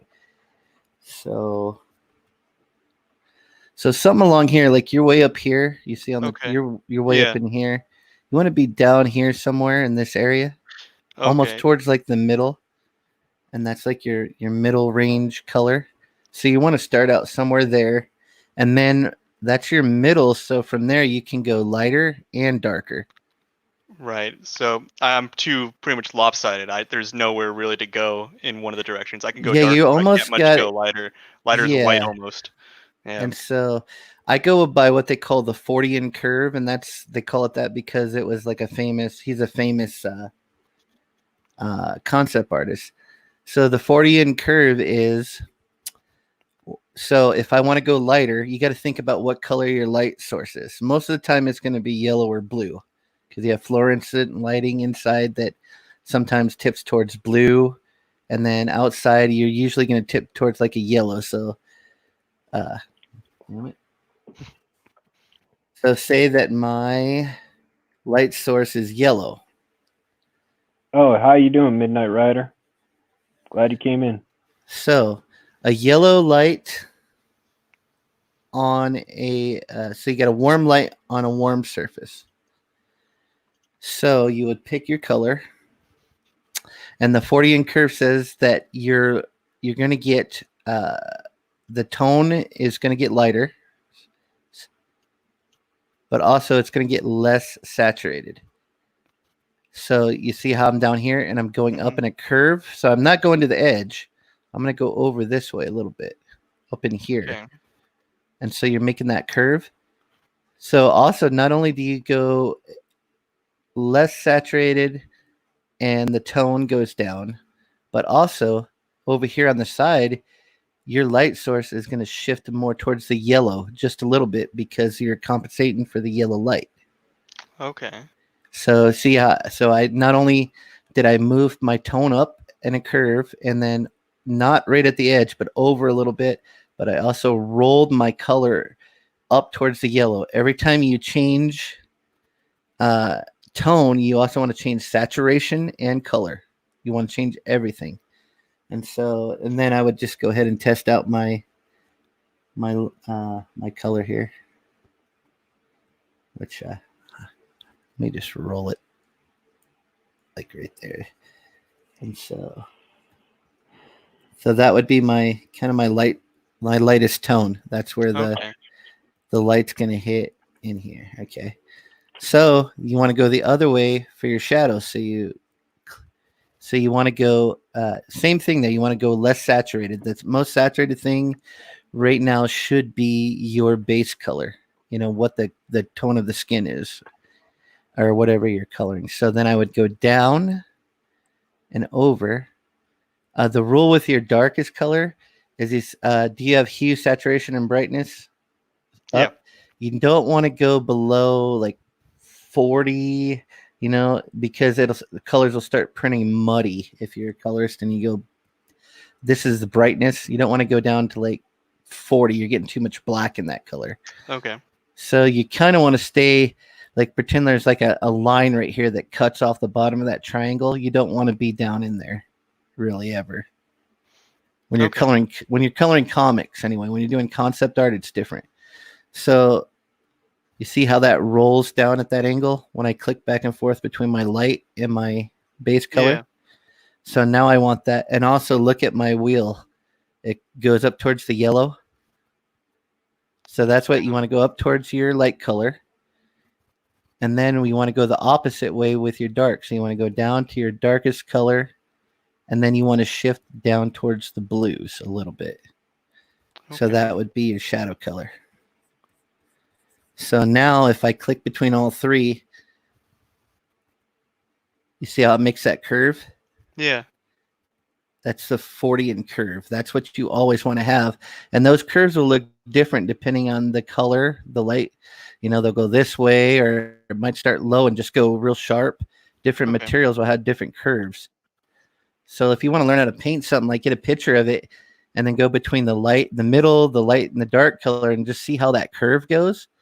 And if you kind of copy that curve when you're putting your colors in, you'll get pretty close to that material's properties.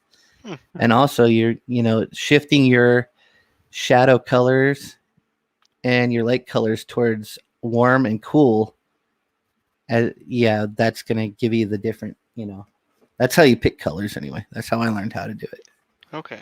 I don't know if that helps, but no, it does. It's really different. It's definitely building on something I've been kind of lacking, like color selection. I mean, because I kind of, I guess, painted myself in a corner with this one where I went really bright on like everything, just because bright colors pop. And you can fix that too by get a new layer and put that layer on multiply, and then the new one or the old one.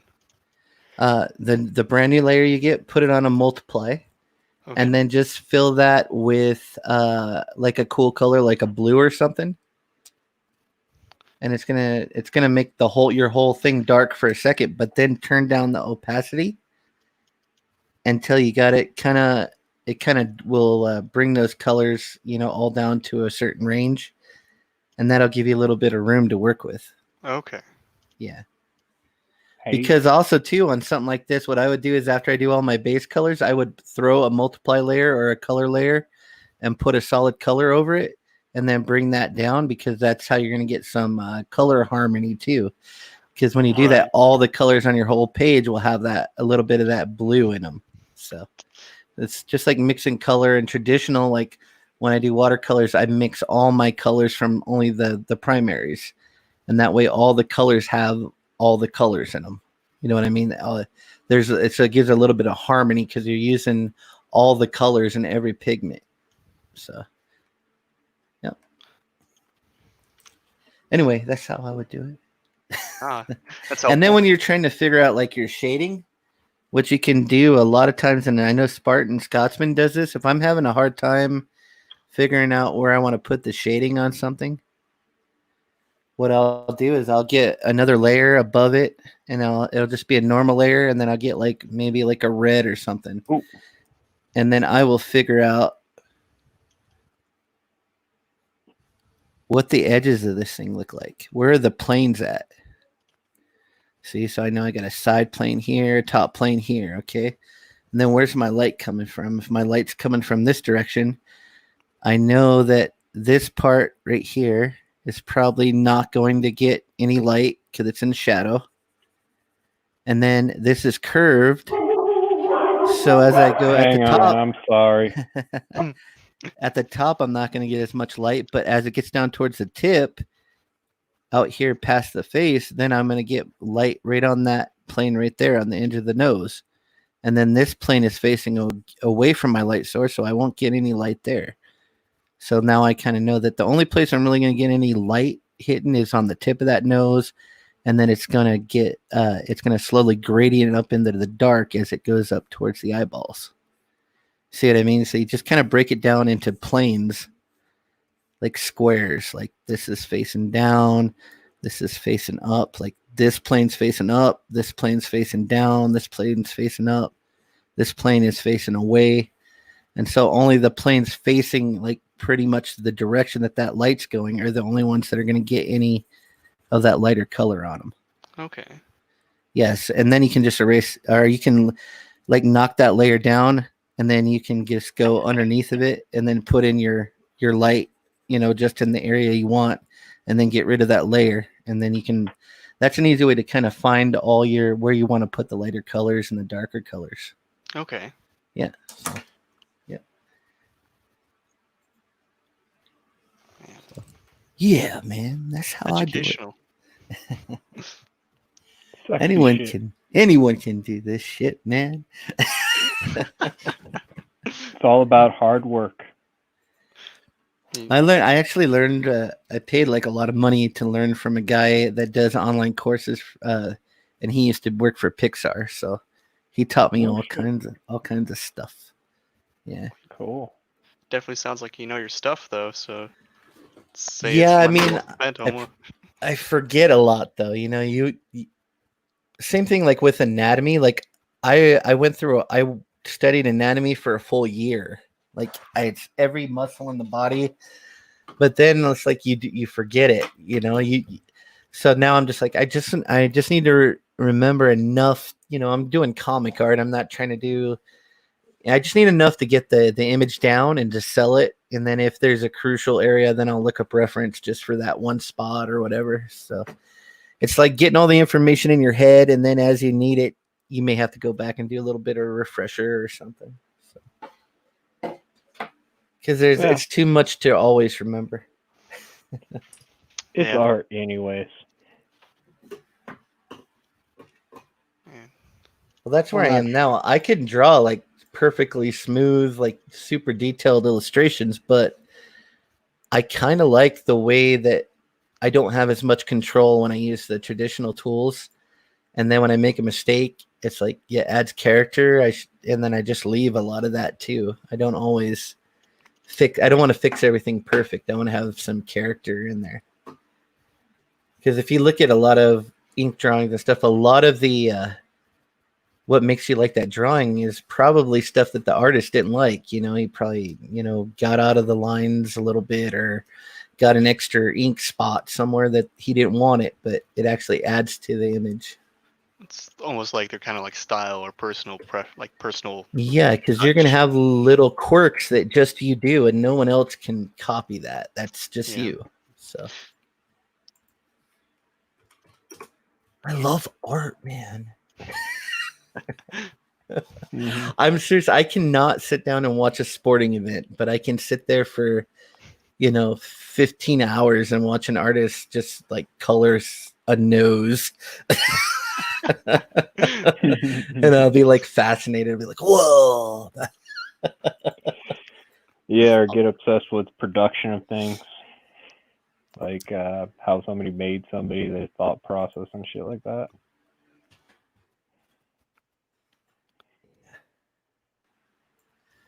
Yeah, I like to learn. I think now that I'm older, I kind of like to learn. When I was younger, not so much. I think one of the reasons why I never could succeed when I was younger is I didn't have the patience to do it either.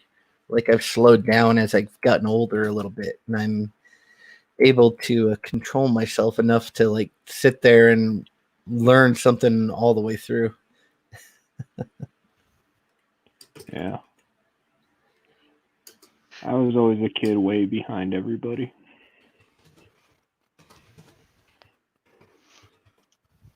I mean, it doesn't surprise me, but Yep. how are Late you bloomer. looking, Gargo? How's the image looking? 1 second. I'll screen share it.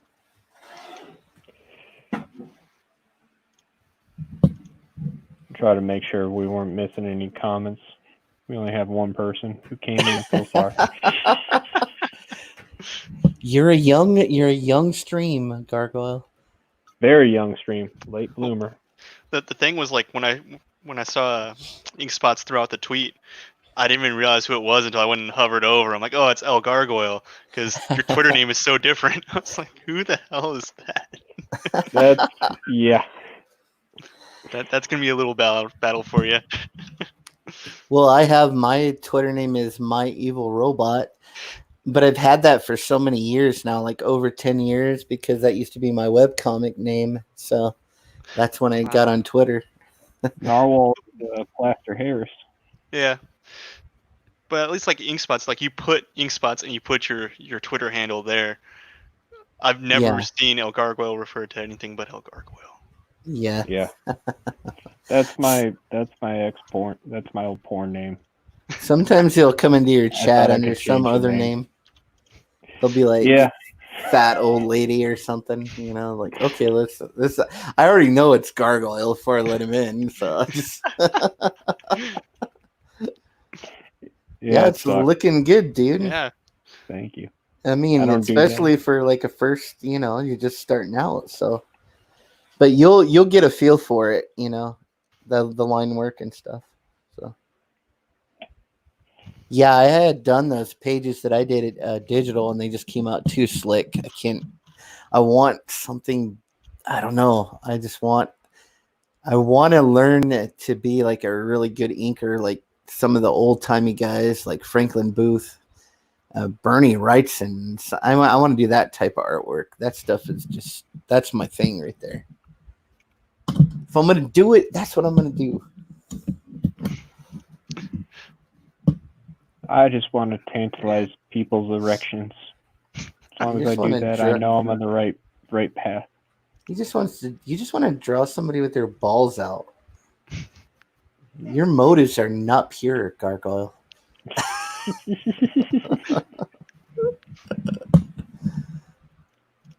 Yes. I did draw George W. Bush in blackface once. Who hasn't? Oh, thank God. Just like how I feel like sometimes some people make me feel like I'm the only person who has a character that murdered somebody with a dildo. No. Oh. No. That was Sim. Sim is the first person in Comic Escape, not me. I'm not taking that away from Sim. So, Mitchell, I don't know how serious you are about maybe trying to do some coloring, but what I would do is first learn how to do flats really well, and that's going to get you on somebody's project because everybody's always looking for a flatter. And that's kind of what I've been working on too, is just the flatting of it. And then anything else a little extra. And then just start slowly working on your colors, and then eventually you'll be able to go, hey, if they're running behind deadline or something, you could always offer to color a couple pages or something for them, and then you make your samples up, and all they need to see is like 2 or 3 pages colored all the way, and then they can decide on whether you get the job or not.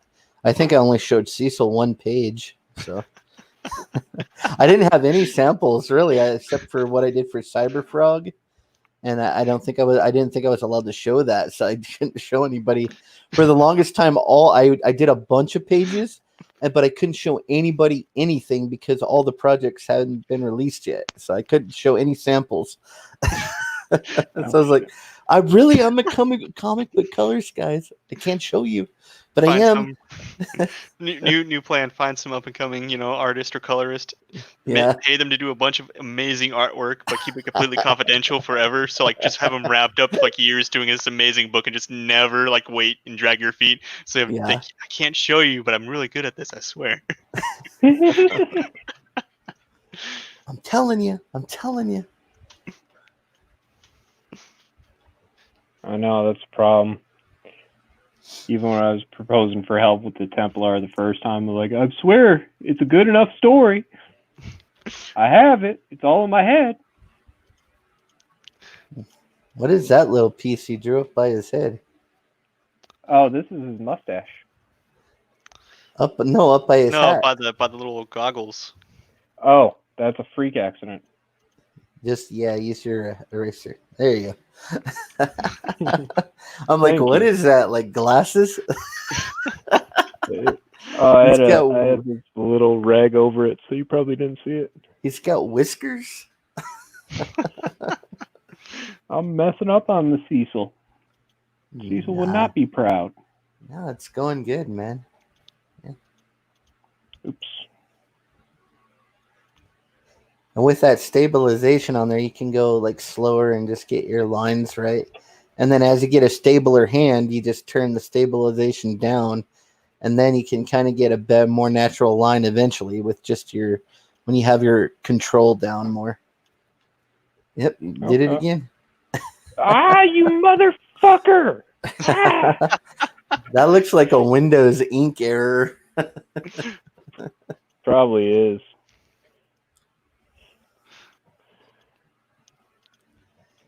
Yeah, Windows doesn't like to play nice with other stuff.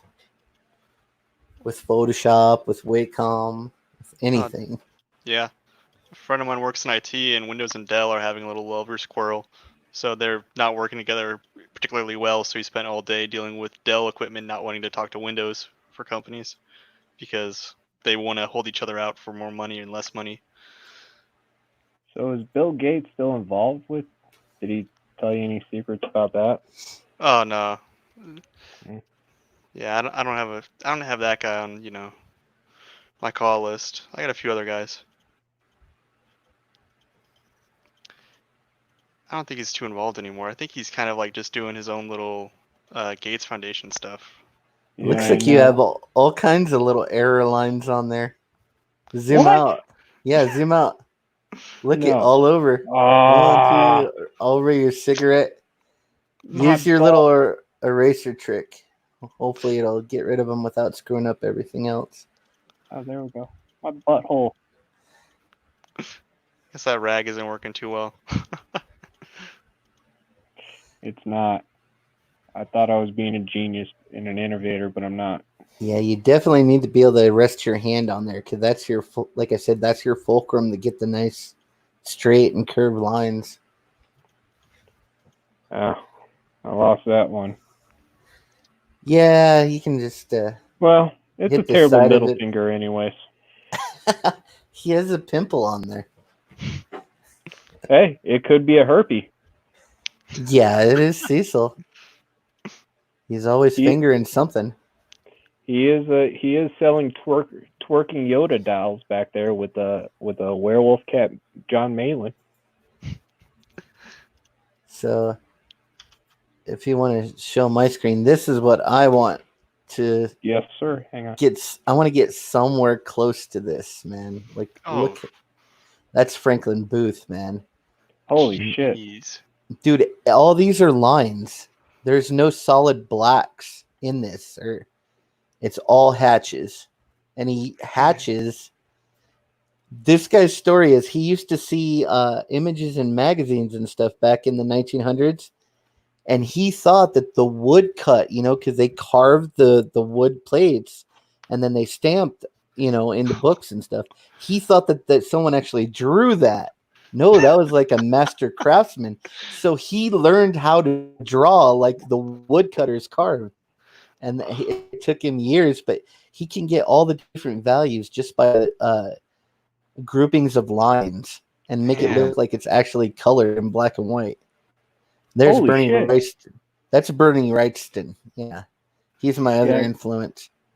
I got a couple of his Swamp Things. And then, there's another Franklin Booth. That's how I would love to be able to draw. Jeez. It's just beautiful, man. I would too. Bernie, look at that. There. That's a Frankenstein plate. And you can kind of see where I'm kind of getting the lines that I'm kind of trying to get, but I'm not getting anywhere close to this. But yeah, look at that. Like, see how they're like different directions based on the planes of, and then he just throws like these random ones right here for no reason, but it looks cool. So well, even his, see how forearm. these are wrapping around the form, but then he just kind of throws like random different lines like to get some variation or something. It's just freaking amazing, dude. I love it. I would love to be able to draw like this, man. Damn. Wrightson was the master, and so Wrightson was inspired by Franklin Booth, because Franklin Booth was like early 1900s, and you can see like how he was influenced by him, and he took it in like a more like a dirty direction. He uses more thicker brush strokes and stuff, but it still looks amazing. Look at that! Holy crap! Wow. Yeah. There's another Bernie Wrightson. Wrightson was the king, man. I mean, look at those tombstones. The hatching, I love that. I just fucking love that. Oh, and there's the man Fraga. I have just some random Fraga image in there. Fraga, boom. And this is him when he's being like just messy. This was just like a quick sketch, and it still looks awesome. Just the line with those. Look at that! Man. That's how I want to draw. It's just beautiful. In like that sun, I guess sun hat. I don't know what the right word for it. And how it kind of like goes around the head, and it's just cross hatching, but you could still see the outline of it. But also, what's amazing? Yeah, there's no like. There's an outline though. I mean, but it's like broken like, when up. out, it's still kind of hard. It's hard to tell if there's just the outline. You could just tell from the actual like lines. But see right here how like it follows the form of the hat, but then all of a sudden the lines get thicker down here, and to where it looks like it reverses, like black on white and then white on black. It's crazy. He just has how he was able to do the tones like that. It's so freaking hard. Yeah. Wow. Beautiful though. But that's a lifetime worth of work, man. That's what he learned. Yeah. Look at that. Holy shit. How long would that take? It's all cross hatching. No solid blacks, even in the foreground image. That's just really tight cross hatching until he got it almost black. That's just freaking amazing. Look at all those little tiny hatches. Oh shit. And this is low res too. Imagine seeing the full size piece. Holy cow. Just amazing. Wow. Yeah. So those were like my major influences, I just always wanted to draw like that. So that's why I over render everything, because I'm trying to do this, but it just doesn't look right. It's like, just too much rendering. I like how it looks. I like how your illustrations look. Nah, it's got a good style. It's kind of different than what I'm seeing in a lot of other places. At least the pages that you've been putting up and you've been working on. Yeah, that's kind of my goal. I don't want to really look like traditional comic art. I want to do, because I don't know if you read any like the Conan Digest, like Savage Sword of Conan Digest, the oversized black and white magazines. A little bit of the Vampirella ones. I got a few. They've been reprinting those. Oh, I got a few of those. I got a few of these, but the artwork in those was different. It was more illustrative. Okay. And let me pull up. I got some of them in digital, I think. Some cool stuff. That American Assassin poster? behind you? Yeah.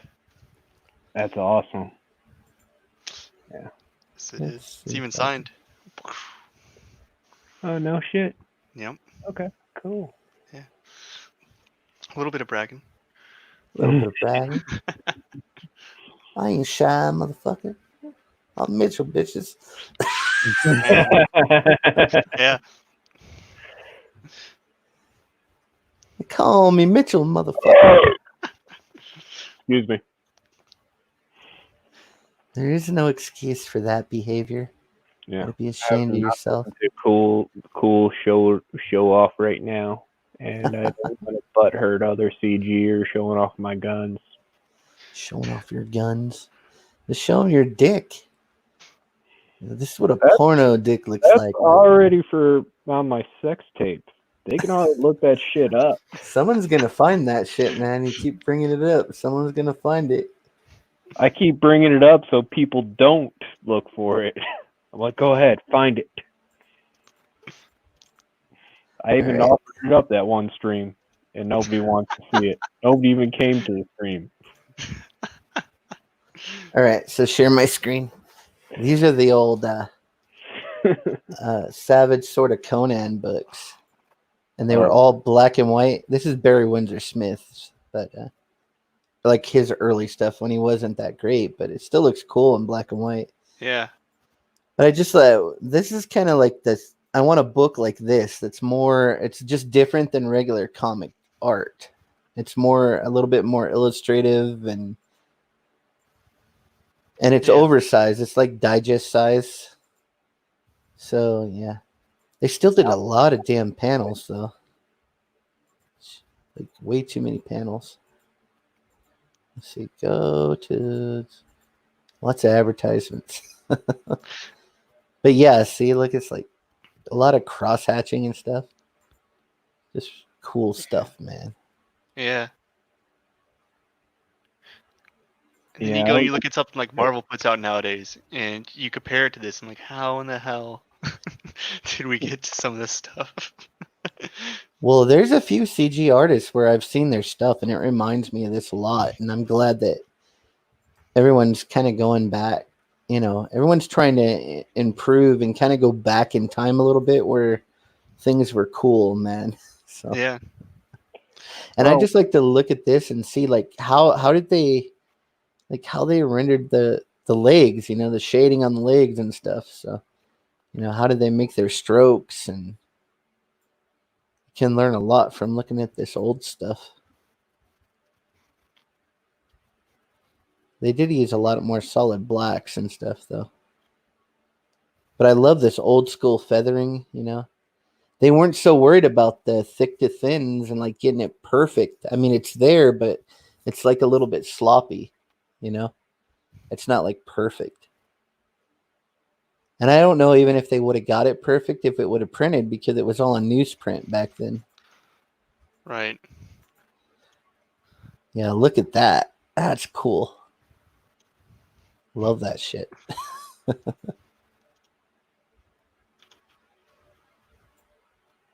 Yeah, I think they did like 300 issues of this or something.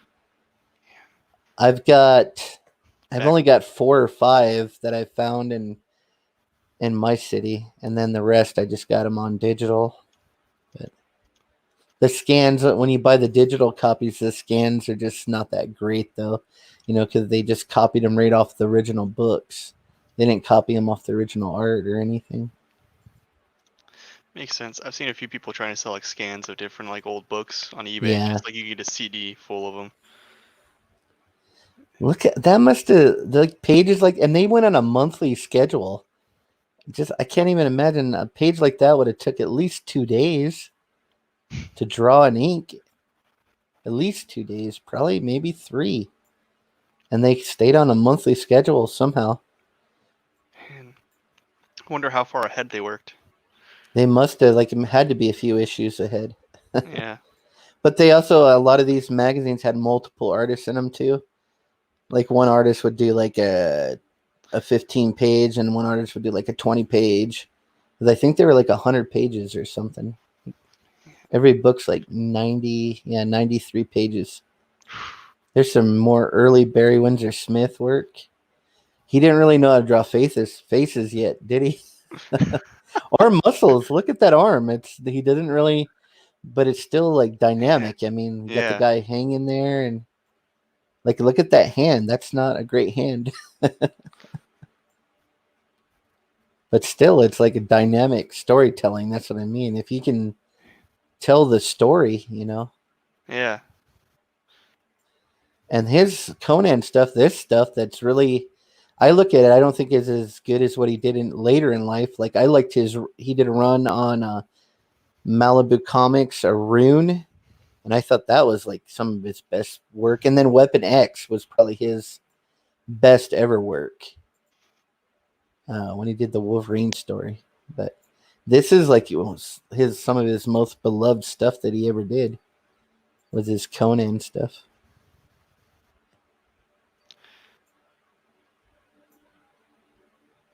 Yeah. Anyway, that's like the kind of inspiration. That's my inspiration. I mean, that guy's just nuts. It's interesting to see how far, or how Conan's kind of evolved a little bit, over the years, and look at the different kind of artist renditions of Conan. Oh yeah. And then I think I have it sitting over here somewhere. They actually have there's someone in the back book of Diamond, when Diamond was still distributing, had a Conan kind of almost knockoff, where they pretty much took the Crimerian and they started using stuff, and it looks just like Conan the Barbarian, but it's not Conan the Barbarian. I don't know where they call him put it in my Kroll or box. something. There was one named Kroll, and there was a few other ones. Yeah. And it just looks exactly like it. I'm sitting there thinking, when I saw it in the back of the book, I was like, dude, it has to be because Conan's coming up on. Right. Let me share my screen again. This is a later Barry Windsor Smith drawing, when he got better. Share that one, Gargoyle. Look how much better that is. Jeez. See, he started doing the stippling and stuff, and then he figured out his hatching technique. So that's like light years ahead of what he did, in his early stuff. So yeah, it's just beautiful. Man, whether he did this black is all the blood kind of flowing down. It's just cool. And then he did dry brush and the tree leaves. And then just some hatching and then stippling all around. That's cool, man. He started using all different, techniques and stuff to get different effects. Because Conan looks more like an Indian, though, there. Yeah. An Indian conqueror. What else do I got in here? I got all the creeds. I got the early Swamp Thing. Let's see.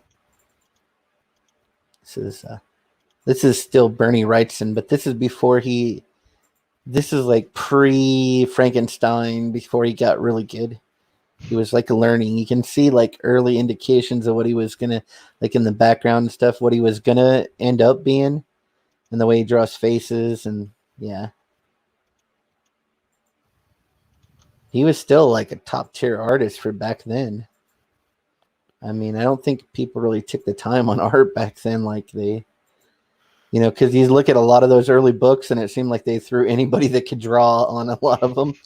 And then there was just a handful of guys that took it to the next level. And he was kind of one of those guys that. Let's see if I got. Yeah, this was some of his. This was later in his life, when he was getting older. He kind of actually toned back the hatching and everything and did more solid blacks.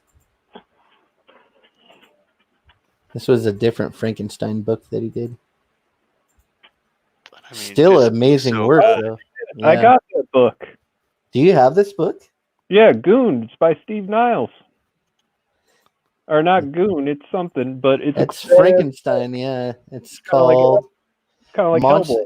It's called the Monsters Collection and Frankenstein something. I don't remember what it was called. Yeah. Let me see if I can find it. Hang on, let me mute myself for a second. But yeah, later in life he went back to doing more solid blacks and less hatching, and I think it was, look at that though. Look at the rendering on Whoa. those pants. Holy cow, man. Jeez. The machinery on his back. Damn. Yeah, Bernie Wrightson was a fucking beast, man. That dude knew how to draw. It's just nuts. It's like a lifetime, though. That's his whole life. That's what he learned how to. That's where he was, towards the end of his life. That's how good he could draw. Kept learning. Definitely.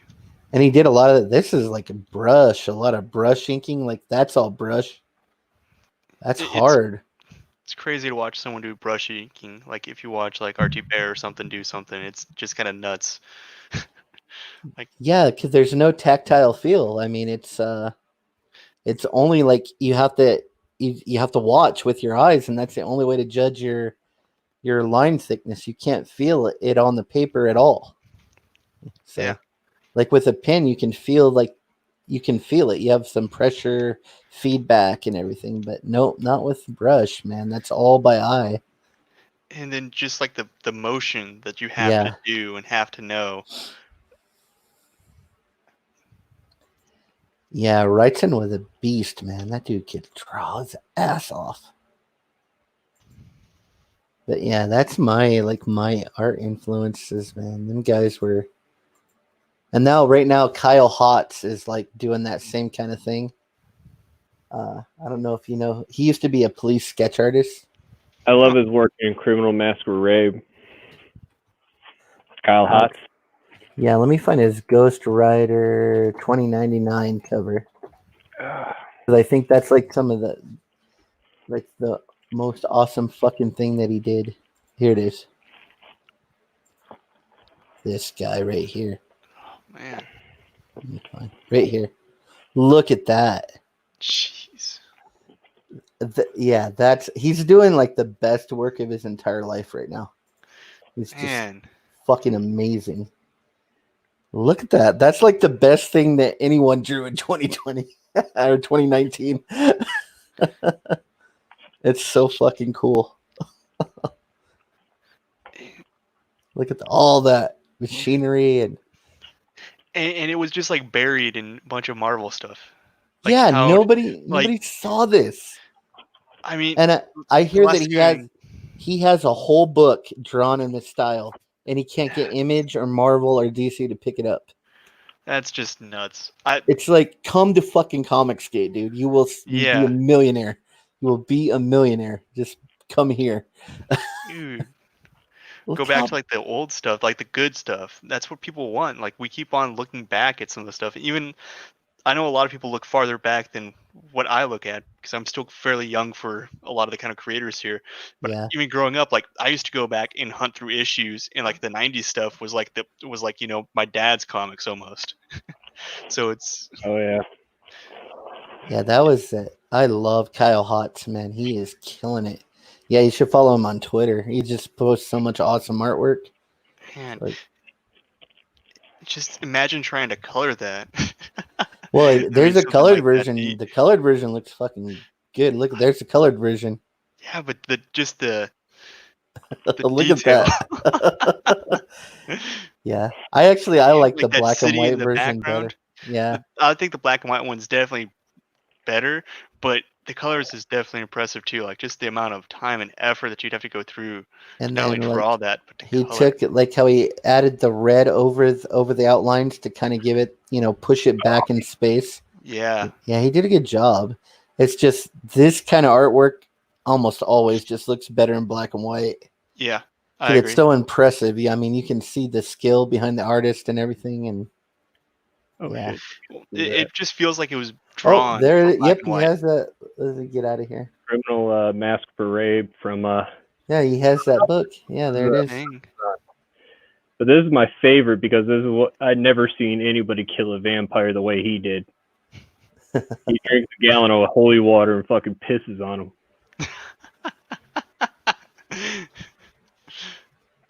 Oh, that's a good idea. Like, look, see, he's pissing holy water. He's awesome. Like, well, you're my toilet. But this was Steve Niles and Kyle Hotz, and this is when I first got into Kyle Hotz. Kyle Hotz is amazing. And But he talking keeps about getting better too. Sam, what's his name? I know you didn't like this run before when we talked about it, but he was the illustrator this run of Bernie Wrightson, of this run of Swamp Thing. Yeah, I've got all those digital. No, Wrightson's good, and that was just his early stuff when he was like learning it though. Oh, share my screen again. Yes, sir. This is one of his pencil work. Look at that. I want to come That's the all same guy, Bernie Wrightson. Jeez. Look at all those beakers and everything. Man. Do you remember Gabriel Delato? Yeah, he is a really detailed artist too. Yeah, I had his run in Secret War. I bought Secret War alone just for his art. Yeah, this book's like all pencils.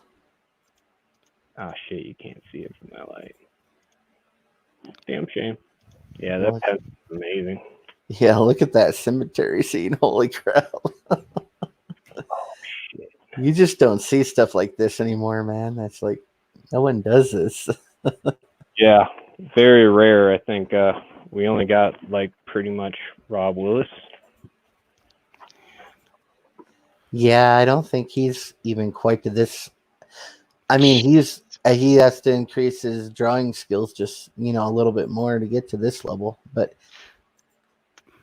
I mean, that's comparing though, like a one man's lifetime of work to a guy that's only been really drawing consistently for a year and a half. So, I mean, can you imagine if Rob Willis keeps drawing where he's going to be at when he gets to his mid 50s? How good is he going to be then? He's going to be, he's going to be on this level at least, or way better. So. It's just nuts. I love that, those beakers and stuff, man. That's just so cool. Man.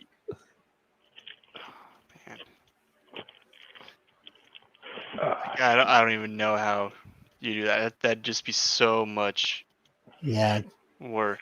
Tons and of work. Skill and knowledge and like just experience because you have to know how to flow. And what's crazy is he inked over his pencils, and it's like, God, can you imagine putting in all that work, all that, and then you're inking right over it, and you can't make any mistakes, and it's like, I mean, nerve-wracking.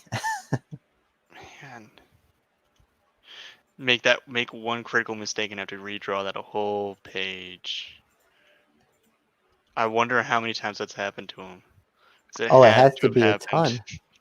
Yeah. Like just those 2 pages I did. I mean, I kept smearing ink, and it was driving me insane. And I'm so anal that I couldn't finish the image and go back and I had to stop, get the white paint, correct it right now before I did anything else because I couldn't stand looking at it. Then I'll go back to inking. Yeah, it's like, no, I got to fix it. I can't look at it for the next 2 hours.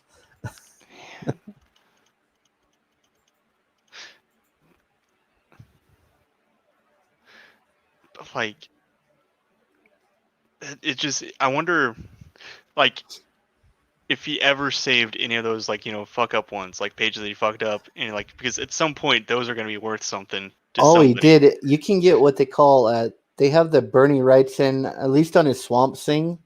They have the Bernie Wrightson Swamp Thing. It's called the Artifact Edition, and they printed it at full size, like so 11 by 17 or whatever he drew it at. Jeez. All the pages are 11 by 17, and they scanned them from the original art board, so you can go in and see like where he like put paste ups over his mistakes and where he used whiteout. It's really interesting to see how he made a lot of mistakes, but he was able to sometimes he would just cut out a piece of board and glue it right over the top and then draw a new illustration right over the top. So, man. Yeah. I mean, I guess that when you actually downscale it to like a comic book size, you can get away with a few little mistakes here and there. Yeah. But if you actually blow it up, then you'll see them. Well, not only that, is also you can see how he did it. You can see where he started the directions of his brush strokes and everything, and so you get a really good idea of how he created his stuff. And you can see that he definitely used underdrawings and everything, and because Yeah, some people thought that he just did ink, but no, he did the full drawing and then inked over the top. So It's just, I just look at some of the people, like if you're watching someone draw like that detailed of of an item, like even just watching like Fraga draw, like I was watching him draw the Evil Ernie cover, and how he was going about it. It's just crazy to sit there and watch them do that. And Fraga's cool because he'll actually give you little tips, like this is a little trick that I use to show, like, muscles under jeans, oh what yeah, I do. And it's just crazy to sit there and look at, like, dude, how long did you work to figure out that little trick? years. How I many? mean, Yeah. How? when did And he you're just, start? He started back in the 90s, so he's been doing it 20 plus years. So yeah. it's like a lifetime of experience. And then to just say, and yeah, I'm just gonna go ahead and throw this out on the random internet. If you're gonna watch this, here you go. Here's something that took me a long time to learn. I mean, same thing like you're doing. It's like it's skills that people normally would go through and have to spend a long time trying to learn, a lot of trial and error, or a whole mess of other things to go do, pay for assistance or something. Yeah, like I said, I paid like a few $1,000s to learn what I learned. So and then a lot of it I just figured out on my own too, because you're never gonna do it exactly like even if you had a mentor, you're not gonna do it. You're gonna learn his way, but then you're gonna figure out your way of doing it. And so Yep. you add your little thing. Even with digital painting and comic book coloring, there's going to be subtle, even if say you're doing cut and grad and another guy's doing cut and grad comic book coloring, it's not going to be the same. You're both going to have your same thing. You're going to have your own little quirks, the way you do things. So like even me and Scotsman, we're both coloring comics, but we are like 1,000% different at the way we approach it. I'm more paintery. He does old school cut and grad, and yeah, we Yeah. just do everything different. Yeah. But it gives you a good, like, when you're trying to like figure out different things, it's good to have those different kind of perspectives on how stuff works. Because when I was first started to use Photoshop, I used like 5 or 6 tools. I didn't touch a lot of stuff, like, and now I'm realizing, like, oh well, if I had paid attention and learned how to do some of the stuff, I could have saved myself a lot of time back then. Because there's a lot of tools that I just wrote off. I'm like, I don't know how to use that. I don't know what this does. Yeah, And yeah, I think the biggest thing that I messed up on was, like, I would work on like one layer. I tried to limit my layers to as few as possible because I didn't really understand what I was doing. And I'd make a mistake on something and I'd have to go and undo a whole mess of stuff just to fix it because I'm all on yeah. this one. I like to use a temporary layer until I get it the way I want, and then I just merge it down.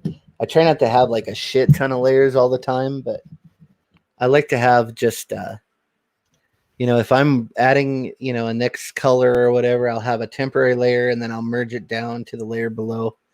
So I don't like to have more than like 10 layers. I think that's going overboard. And you usually get up around 10 layers if you're doing a bunch of effects. Like, yeah, you're trying to do like rain and lightning and glows and shit like that. And you want to have all that on separate layers so that, especially if when you send it in, if they go, oh no, I don't want that. That looks like shit. So you can just delete the layer and you're good to go. Yeah. Hey, I found it. Sorry. The ghoul. Not goon. Ghoul. The Wrightson comic you were showing off. Yeah.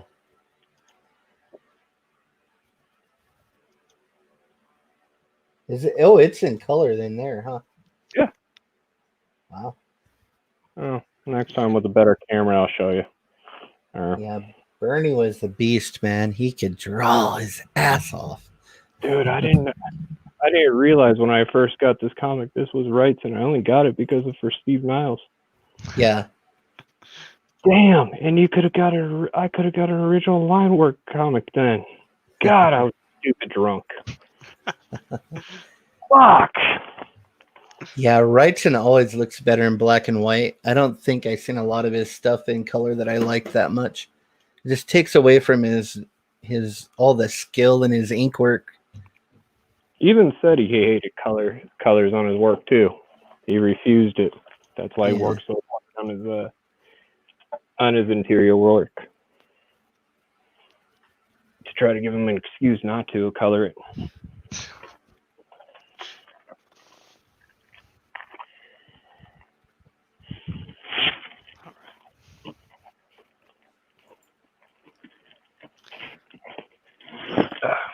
Let's see. Oh, I'm not getting any of my work done. Yeah, but I really like Ghoul. He was a cool character. Yeah. I like That's how- Eric Powell too. Eric Powell was different because he just did pencils with watercolor over them. And I like that because it was like something no one else was doing, you know? It's something new. You know, no one was just. Can you imagine trying to do samples and sending them into Marvel where it's just pencil with some watercolor over the top? Or they'd be like, what the? No, these ain't good.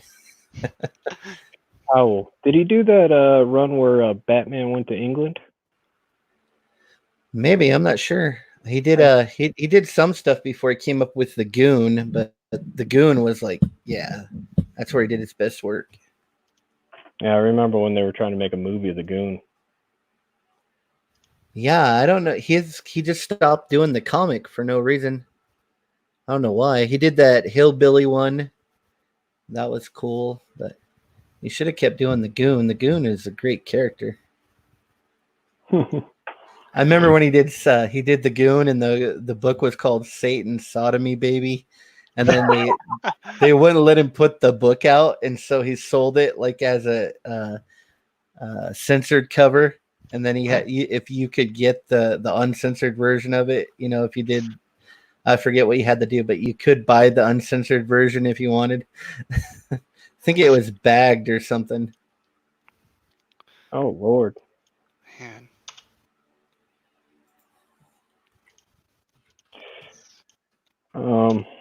What was it? Okay.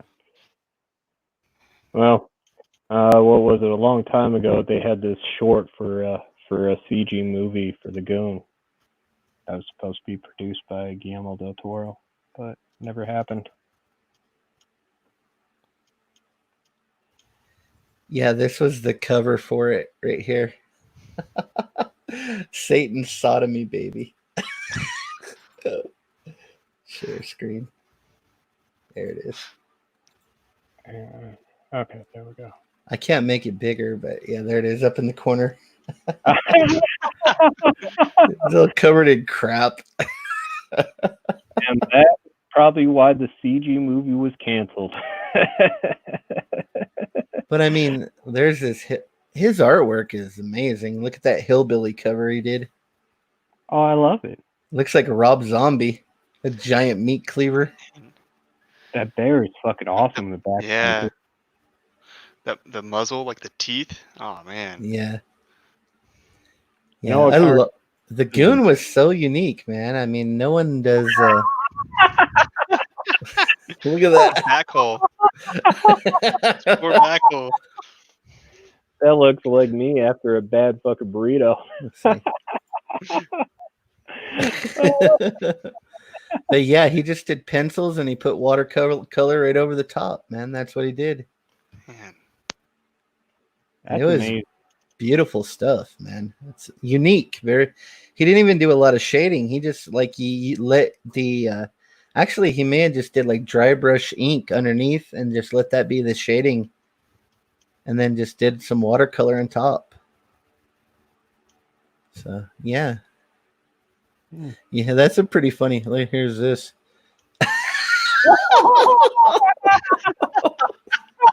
Oh, that's where Satan's Sodomy Baby comes from. He butt rumps a pig, and then Satan's Sodomy Baby blasts out of his ass.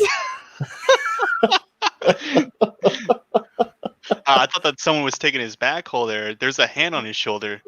If you go back to the other panel. Let's see. No, I think yeah, see? What the heck is going on? Yeah. He got knocked out by Satan. So he bangs a pig and then Satan bangs him. Yeah. Well, little three-way. Look at that. He gets fire out of his dick hole. Demonetized. Oh man, there's the strike. Yeah. So yeah, you can go find that comic. I kind of like that one. Speaking of which, I just saw this horror movie trailer that looked like it was a Chuck Tingle adaptation. This and it's a guy who shoves children up his anus. Ugh. Yeah. I shared it on the Twitter. All right. I forgot what it was. Here, should I share it again? There's nothing grotesque. It's on YouTube, so of course I I can't just get. don't Oh wait, want to I see children getting can't. shoved up asses. Yeah, I don't either. It's not appealing. It sounds like something that'll get you put on a list. Well, what's even weirder is in the trailer, it's a white guy who prefers brown children. Oh my god.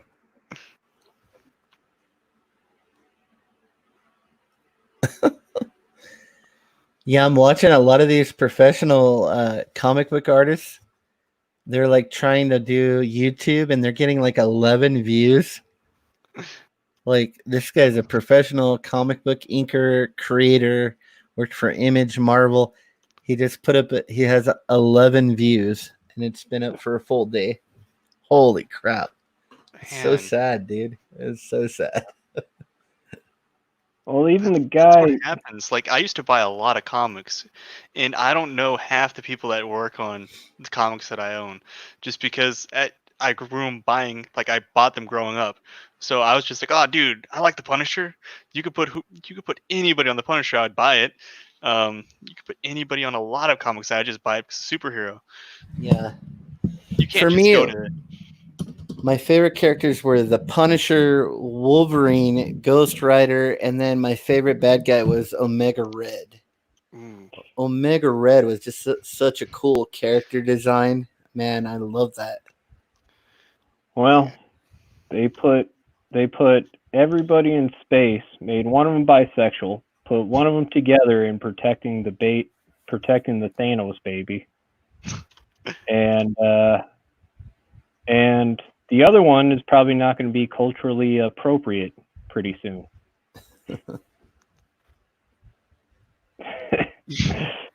I mean, is anything really culturally appropriate in comics anymore?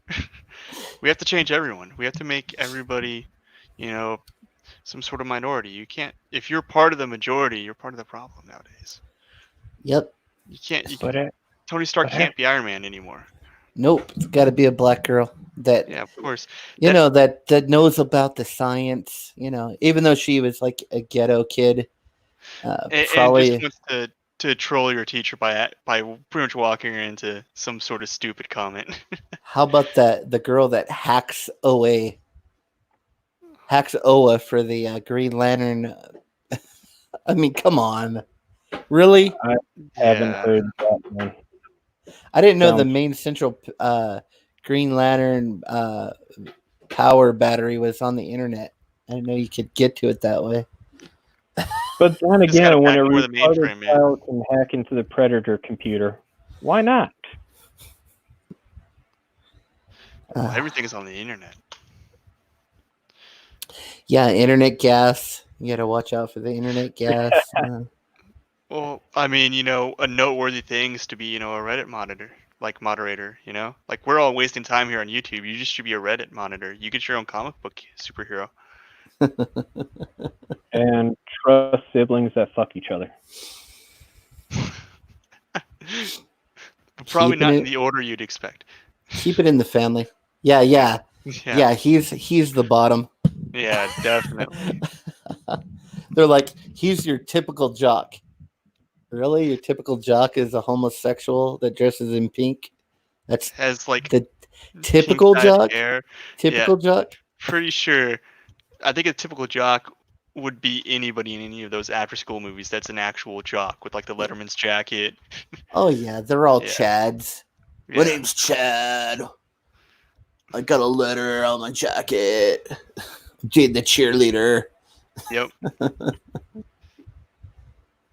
God, at least when I was in school. I mean, it's crazy for me that I see what's his name, the sexiest man alive now, and it's like that dude would have just got his fucking ass kicked in high school and just beat his little Who's ass. the sexiest man alive I now? don't even know who he's It's talking the about. who is it? He's this motherfucker. My brain just went dead. It's the guy on The Voice, the black guy on The Voice right now. You mean that guy that wears dresses? He's been married to the Hawaii. Yeah, that guy. Married to the Hawaiian girl. Oh, John Legend. That John beta. Legend got sexiest man alive. And I'm just like, sexiest man alive? The dude's a fucking twig. He's not even that good looking of a guy, man. Oh, what the fuck? And then what makes things worse is he's one of the fucking top 10 that went to Epstein's Island in the last fucking 3 years. Yeah. Mm. Yeah, he's just not. I mean, John Legend looks like you could just snap his bones. He's a little pussy. How is that the sexiest man alive? Holy Because fuck. they're trying to pretend that beta males are sexy. Women always try to go through these strenuous things and try to fucking go to these strenuous things to prove that they're not shallow. Yeah. And it's like, no, you're all shallow. Just accept You all it. want the big buff asshole dude. That's who you want. We know It don't matter what you look like. You're all shallow. Yeah. You could be a retard. You could be a retard supermodel, but you're shallow. And trust me, I've seen it. Retard supermodel. Oh yeah. Look what she's fucking. Well, we know so many retarded actresses and actors. You know, Even they know nothing. Yeah. even what's her name? That plus size supermodel. Who she's married? She's not married to some fat tubby plumber. The guy's a successful movie director with a fucking 6-pack. What do you got against fat tubby plumbers, man? Have nothing against fat tubby plumbers, but understand Miss Body Positivity. She should be not looking for Mr. Successful movie director with a 6-pack. If she's like, oh, everybody should accept me in a bikini if I'm going to be in Sports Illustrated. That's like Adele too. Adele's like this big old fat redhead chick, and she's nasty, just chain smoker with yellow teeth, you know. But it's like She got skinny now. Oh, did she lose a bunch of weight? Yeah, look at her now. She's fucking fine. What? Yeah. You're full of it. No way. I'm not She did lose lying. a lot of weight. I'm not lying. She literally looked like she did a bunch of cocaine and fucking got hot. Man, I wonder if I can do a bunch of cocaine and get hot. Yes, that's exactly what you do. You know? You do a bunch of cocaine and then you get shrimp. And then if you really, really want to do it, just buy some kettlebells and lift them around when you're high on cocaine. I'm just absolutely not one of those people that give a shit about what people think I look like. Really, I don't know. Never cared. I never gussied myself up like Shay. I just fucking let my beard grow out. And I am what I am, man. I don't care. Well, whatever. We gotta oppress the women.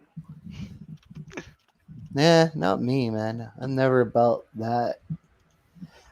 The only thing with women either, I'm not. I've always been attracted to probably body types that most men are not attracted to. But my rule is they had to be pretty in the face. That's like, because like when you're looking for a wife, if she's got like a super like tight hot body, right? But you can't look at her without cringing. You have to wake up to that face every single day of your life.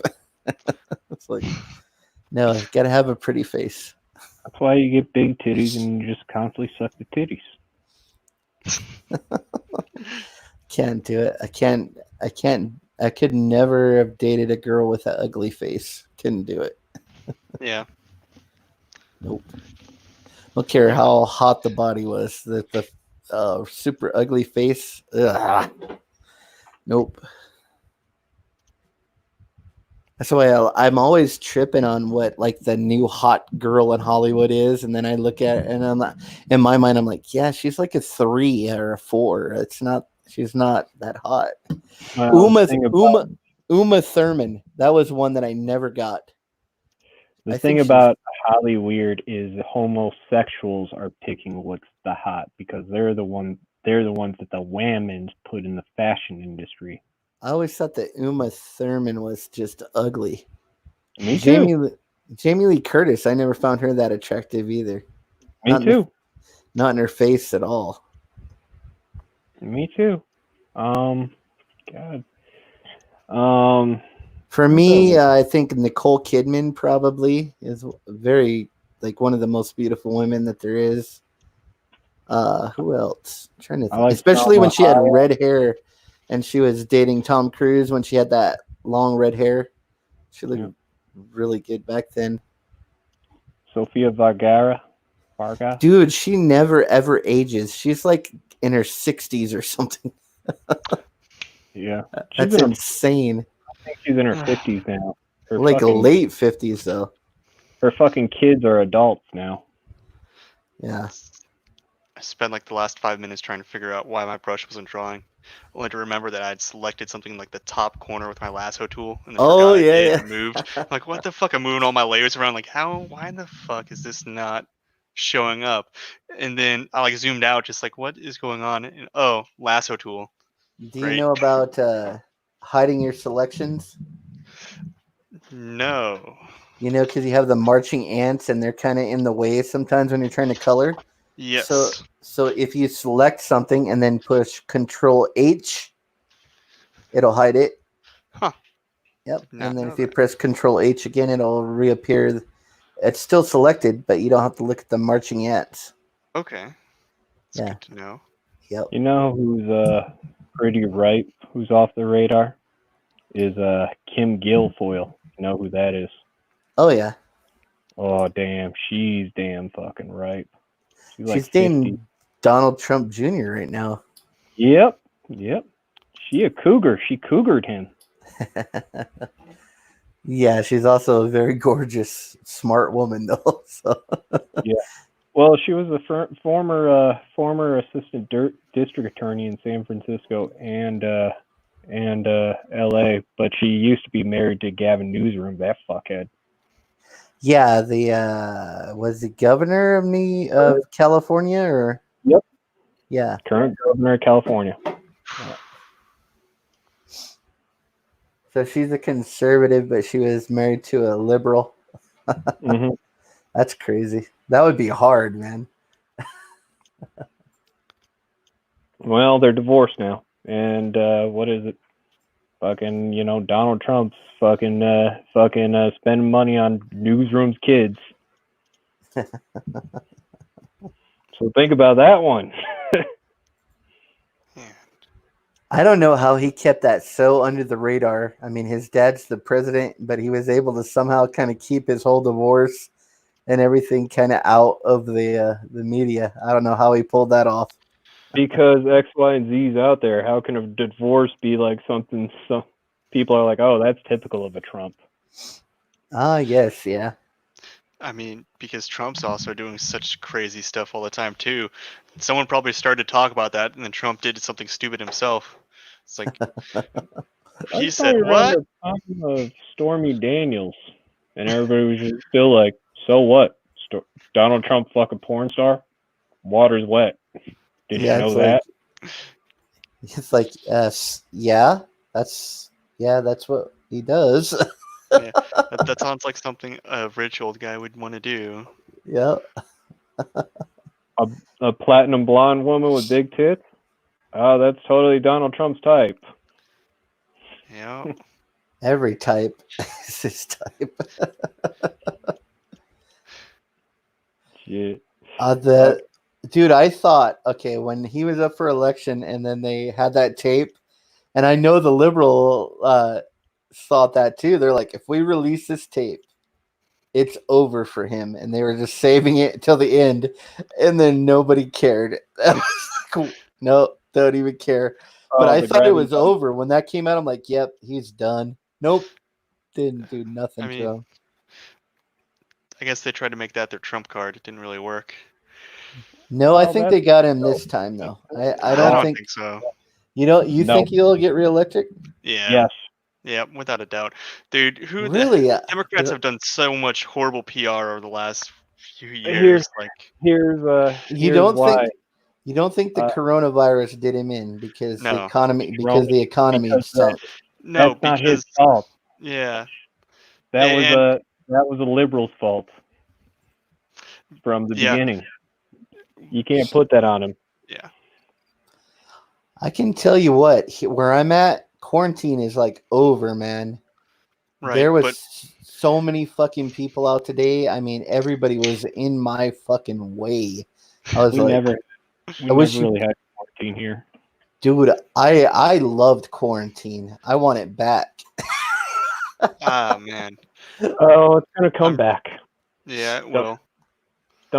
don't get too used to it. It's gonna come back with a vengeance. Trust me. If it's truly what it is, these people who are protesting and these people who are going out are gonna get it. It's gonna spread again, and then we're gonna have to. The quarantine rules are gonna be more extreme for everybody. Well, That's hell, it. nowadays they're saying that now that they've investigated it, it could be that was already out in America for like almost a year. Yeah. I mean, I it could have been here early last year. yeah. In my area there was a bunch of cases of an unknown virus in December and January and February, and then all of a sudden we get locked down like a few months later. Oh my god, corona's everywhere. Well, And doctors well, like we that's already were my diagnosing wife something and like I. this. Like in January, February, before right when you're just first starting to hear about it, Mm. my wife and I got sick for 5 weeks, coughing, like all the symptoms we were like ill for 5 full weeks, and then this coronavirus news hits. Like, I definitely think we had it. I mean, because my wife worked for a company that sold products to hairdressers, and so all those women, got sick people, getting their hair done and stuff. And Yeah. I swear, I swear, a bunch of people probably already had this shit, like way before we knew about it. Well, I don't know about your area, but in my area, it's a growing Asian population. Yeah, So here even too, in yeah, Arizona, it's a lot. so it's a Yeah. lot of businesses, a lot of homes are just growing in it. So yeah, if it was here, it was already here because of the immigration of the rich Asians buying property and buying businesses and starting up. Yeah. I don't think any of the Asians here are rich, but they're all like, what are they? Foot massages. They do nails and hair salons and stuff like that. It seems that's Well, mostly what the Asian businesses are. But then we yeah. have a ton of people here from Bulgaria Oh yeah.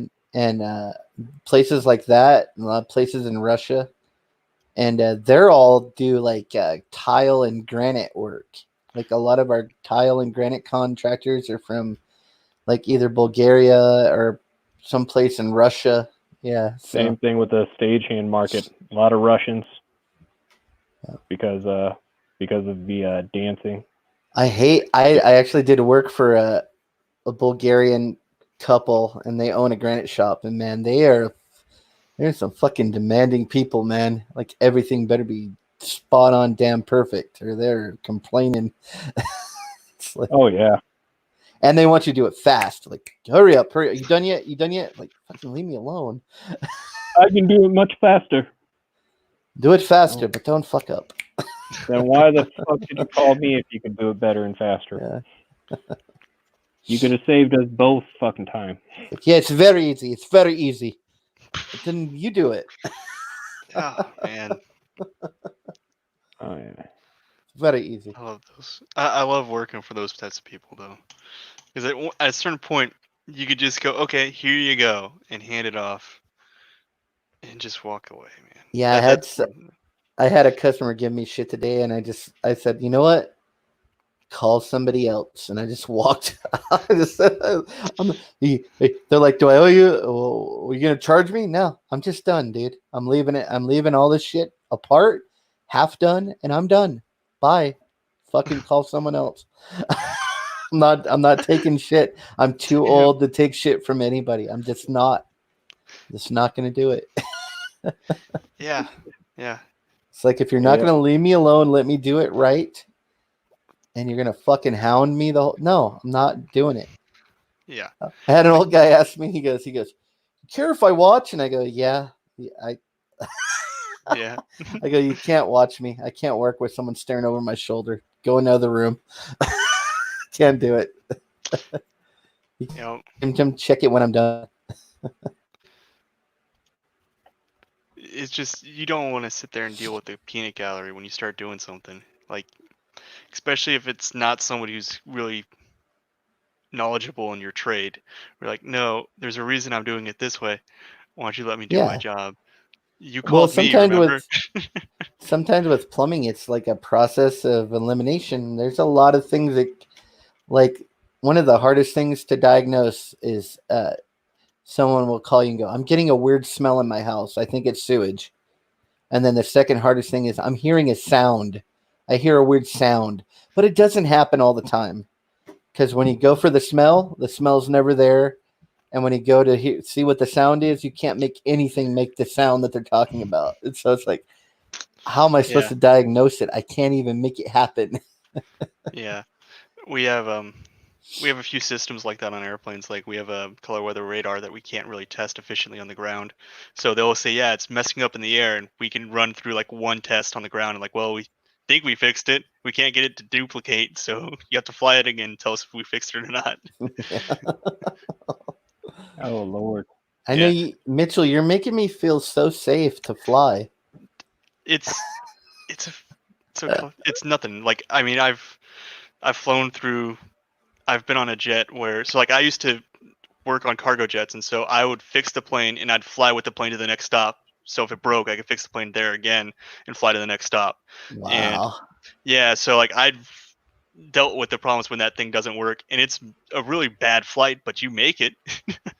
I Like can it's tell you, horrible turbulence. I've only ever flown one time in my whole life. And so my sister wanted to take us to Florida to Disney World. So we flew from Arizona to Florida, which is a long ass flight. And so it was the first time I ever flew. And every single bad thing that they say can happen to you happened. They lost our luggage. We missed Oh. our connecting flight. We hit horrible turbulence. Uh, I mean, everything. When we got back, they lost our luggage again because they sent our luggage ahead. We got back on a weekend, and so the luggage office was locked until Monday. So I had to go back. I had to drive 200 miles to my house. And then when I got off work the next day on Monday, I had to drive 200 miles back to Phoenix so that I could get my luggage. I mean, Man, every single bad thing that could happen happened. Yeah, we missed the connected flight, and then so I had to stay in a day. I think we were in Georgia, and then we had to like fight the airline, and they finally like gave us a hotel room. When we went to go to the hotel that they sent us to, there was like hookers standing out the front, like right by the door of the hotel. It was like a total Nice. man. sleaze bag hotel. It was like, I That's mean, convenient. we hit Jeez. like the turbulence where I was just like, my ass was like trying to shoot 4 feet off my seat. We just hit horrible turbulence going into Florida. Then there was a little tiny kid. He was like, I like the kid, like a Satanist, like Damien kid. So we hit the turbulence. He thought it was a ride. And then he just starts laughing, like, and we're just like, shut up, you Oh little man. demon bastard. It was freaking me out, man. And then, yeah, and then it was just horrible. I felt, and then I hated Florida. The whole time I was in Florida, it was so wet. I felt like my lungs, like I was breathing water for a week. And it took me like a week after I got back to Arizona to feel well again. It was like, and I just got home and I'm like, I will never get on another motherfucking airplane ever. Ever. You're not, I'll Man. drive. I don't care how far it is. I will drive. See, the thing is, like, even after all the horrible things I've had happen on airplanes and everything, I still like flying. I still trust flying because there's so many goddamn catches and so many things that you have to do to work on something. But like, I've actually been on an airplane and we flew through 2 typhoons on accident. They had like moved into our path and we couldn't get out of the way. Oh my And God. horrible. We landed at this small airstrip and we were too big for the airstrip. They had to shut down like a taxiway for us to unload, and they wanted us to fly back. And while we were unloading, a third typhoon kind of blew in the way, and the pilot's sitting there Oh, arguing dude. with them, saying, "No, we're not flying back. We're staying the night." No. Yeah. I It was fun. couldn't handle it. Oh. God, you get used to it. I am deathly afraid of heights to begin with. Well, I mean, like I can't get like climb a 7-foot ladder. I'm just like shaking. I can't do it. And I think the reason is when I was younger, when I was in my 20s, I fell off a roof and I was hanging by a gutter for like 45 minutes before anyone oh heard me man, yelling. And then ever since then, I am terrified of heights. I can't do it. And then flying, you just hear all the horror stories, and then like every single thing happens to you. It's like, oh, fuck that. yeah. And then the seats, man. Oh my God, it was Oh so dude, yeah. uncomfortable. You know, I'm a big boy, but every time I go to like a show or get on an airplane or got on the airplane, I was like sitting by the 600-pound behemoth, you know. Yep. It's like, and their fat is like touching me, and it's just disgusting. Yeah. Yeah. That was the one nice thing I had, was that because technically my time off was the flight. So if I was gonna sleep, my sleeping hours was while we were flying. So they would give me 3 seats. I'd have the whole row to myself, and that was my bed. They're like, "Yeah, go ahead. Here you go, Chief. Have fun." And I remember one of the early things I learned was that you're supposed to bring bungee cords so you could bungee cord up all the armrests. I didn't do it, but I saw one of the older guys did that. I'm like, "Oh, why are you doing that?" And we hit turbulence, and they just fall down and smack you in the face. It's like, that's why he does that. Dorgo, I'll share my screen for a second. Look Yes, at this.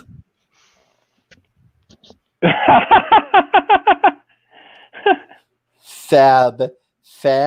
Fat anti-fascist brigade. Fatties Fatties against fast. And then look at these beauties. Man, so So, stunning and brave. so my- the one with the red hair, that's the bisexual colors, right? That's the fascia, or is it the other guy? Guy in the beard? I would think that they all were bisexual. Or Okay.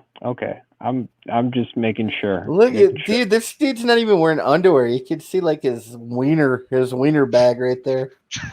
Oh yeah, Look yeah. You can see his foreskin right there. You can almost see the slit in the head, even, man. It's like, what the? Oh, wait, look at this. Oh, you can see the.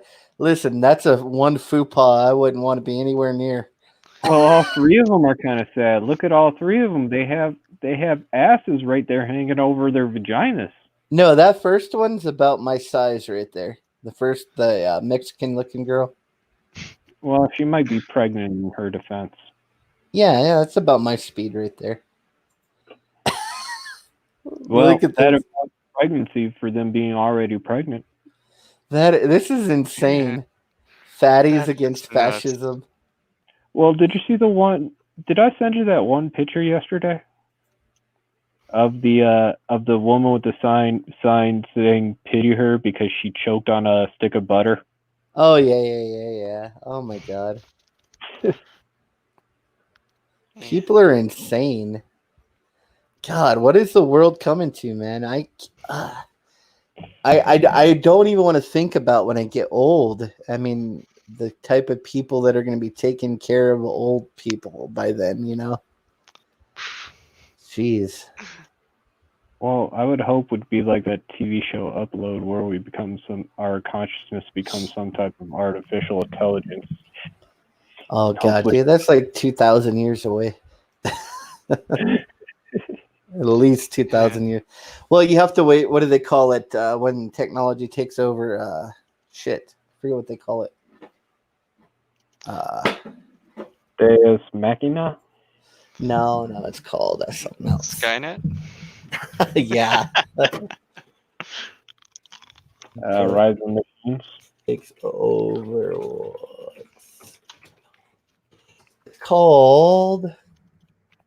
God damn it! What is it called? I know what it's called. My brain, dude. I'm old. My brain just fucking stops.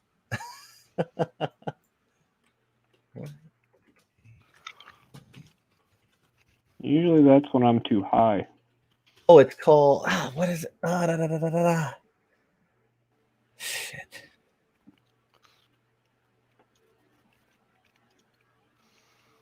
I can't believe I forgot what it's called. That's so weird. And I know this shit. What the hell? Dude, your 40s suck, man. Imagine my brother has his first set of twins, and he's 45. Jeez. Twins, man.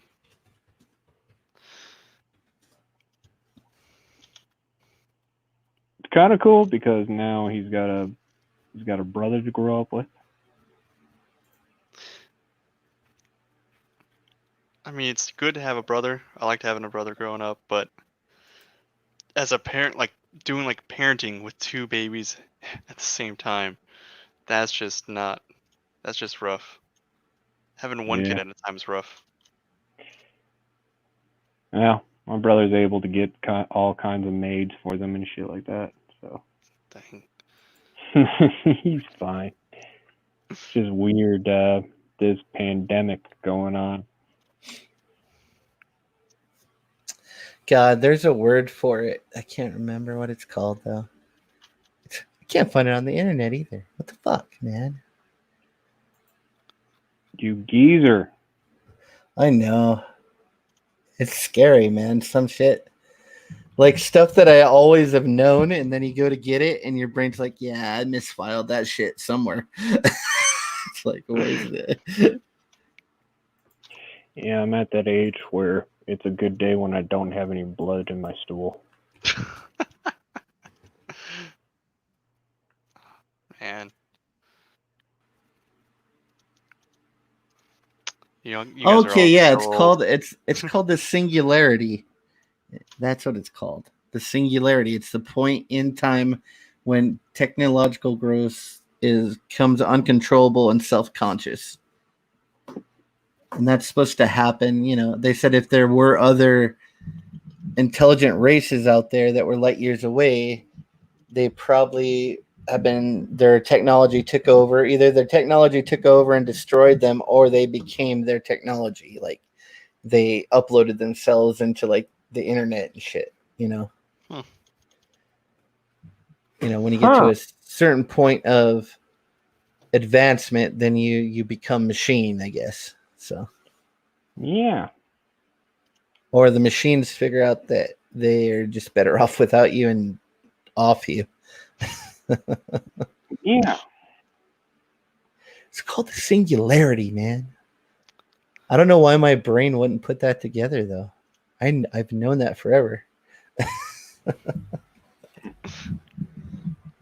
Fuck. Oh no. It's called old man syndrome. When you get old, you lose your memory and your balls start to sag. And you're like, I never had this much nut before. Where is all this nut coming from? Just admit it. You're a poop huffer. You secretly huff those poop. The only good thing, though, like if I ever got lost in a desert and there's like all kinds of hot women, I could just and there's nothing to drink. And then a little bit of rain comes, I could just stretch my nutsack out and just catch all this water. And then I would be like the hero, and like all the women could sip water out of my sack, and I could just be like the hero. Just be like the hero. I saved sack their water. lives. I saved their lives. Turn off the blue layer for a second. Yes, sir. I want to see what it looks like. Yeah, it's coming along. I like when you're all done, just put like a thicker outline around the whole thing, and I'll pop it way out. Now, should I save rendering for the mustache later? That's what I kind of stopped on. Yeah, get all your outlines and everything done first, and then go back in and like do your blacks and everything. I would do those on a different layer though. I'd start another layer and then do your blacks and your shadows and everything that you're gonna do. That way, if you mess them up, you can just delete that layer and then start over. You don't mess up your line work. Okay. Yeah, you spot all your blacks on a different layer. Yep. Dope. Yeah, it's looking good, man. Would Lucius be proud? Lucius would be proud of you. You made Daddy proud. Lucius is a trip, man. He's funny as hell too. Oh yeah, he's fun. Oh, when he was like going after Shay, man, that was He like, was like plastered. no, Shay, you didn't even gussy yourself up for me.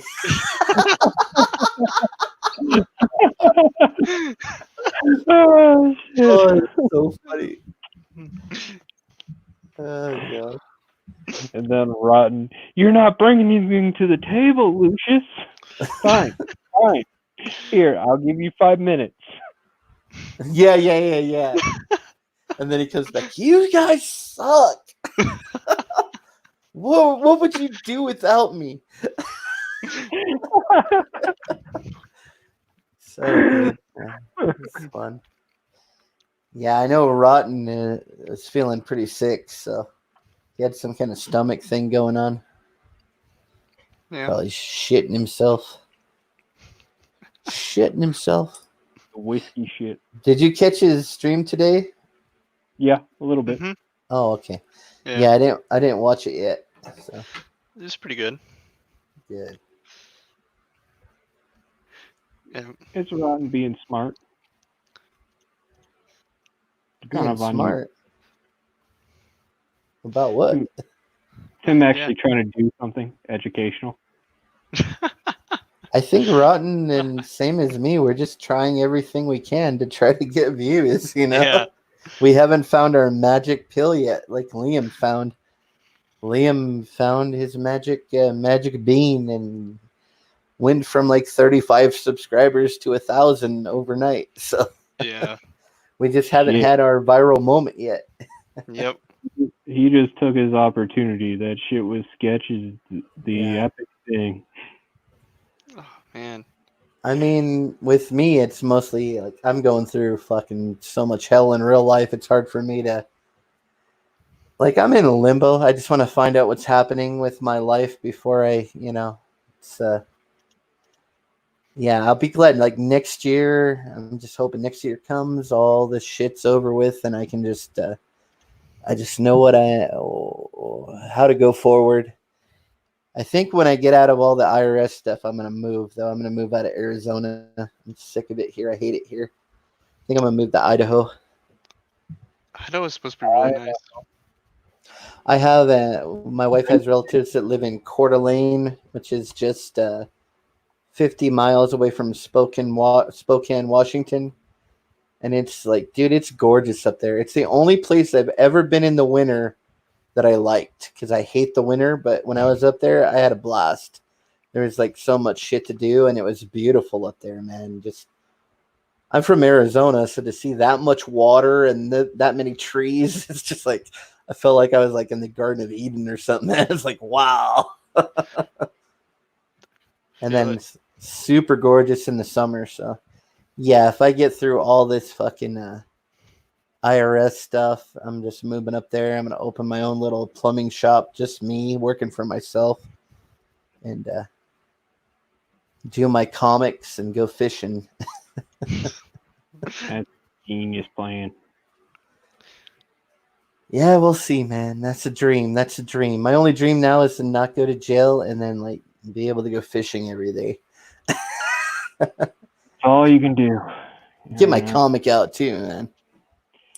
from what my wife has placed me in, I'm gonna be taking it in the ass for the rest of my life. All I know is like if I do get jail time, it won't be that much because I guess the IRS only prosecutes like 2% of all cases brought before them.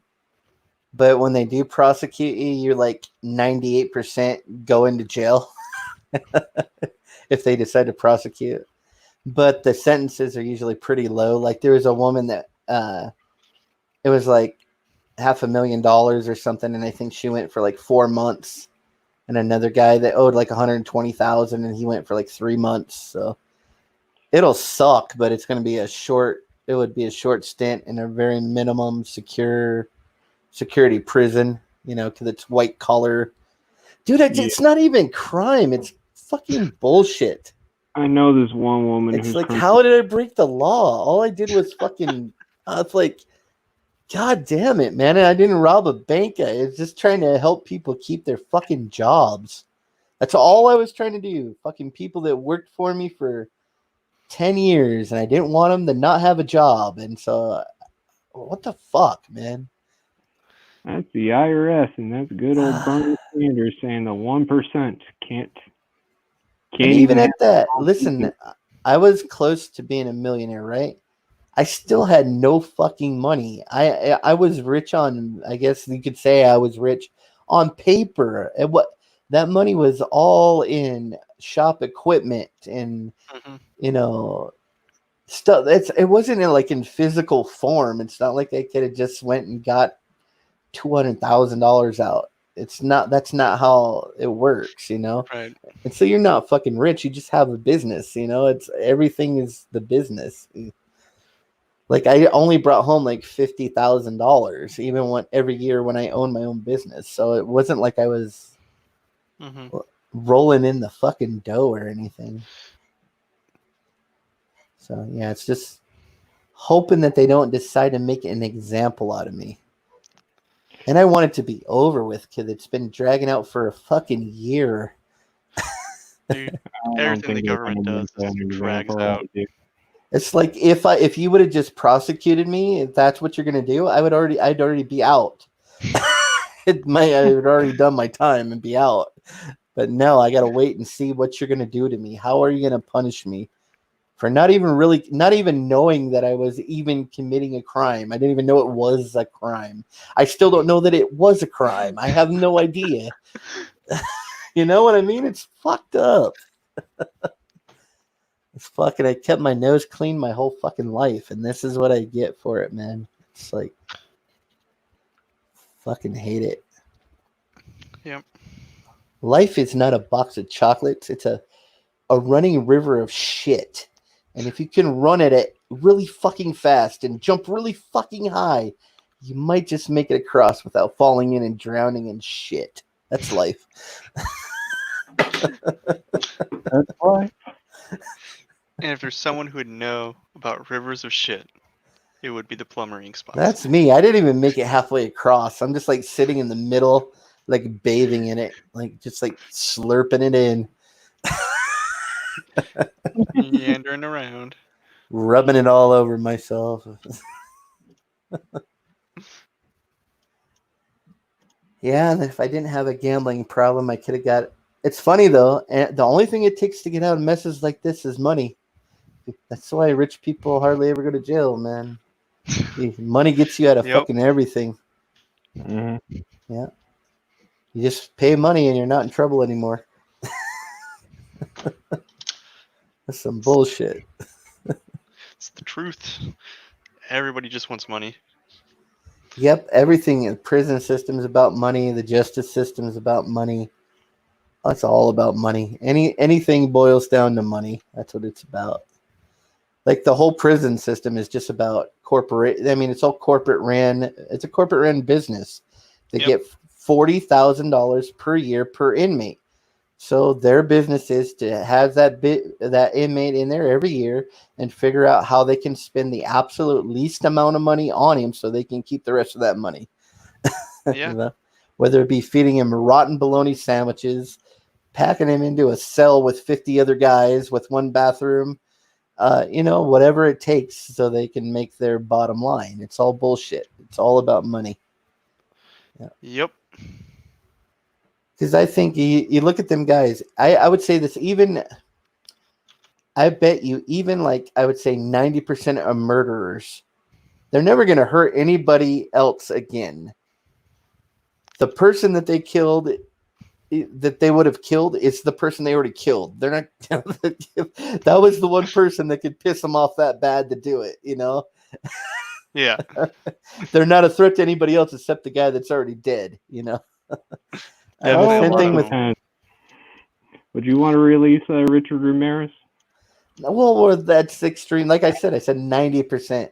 Because you figure most murders are a wife killing husband, husband killing wife, some kind of crime of passion, accidental, Oh, you're talking about reported murders.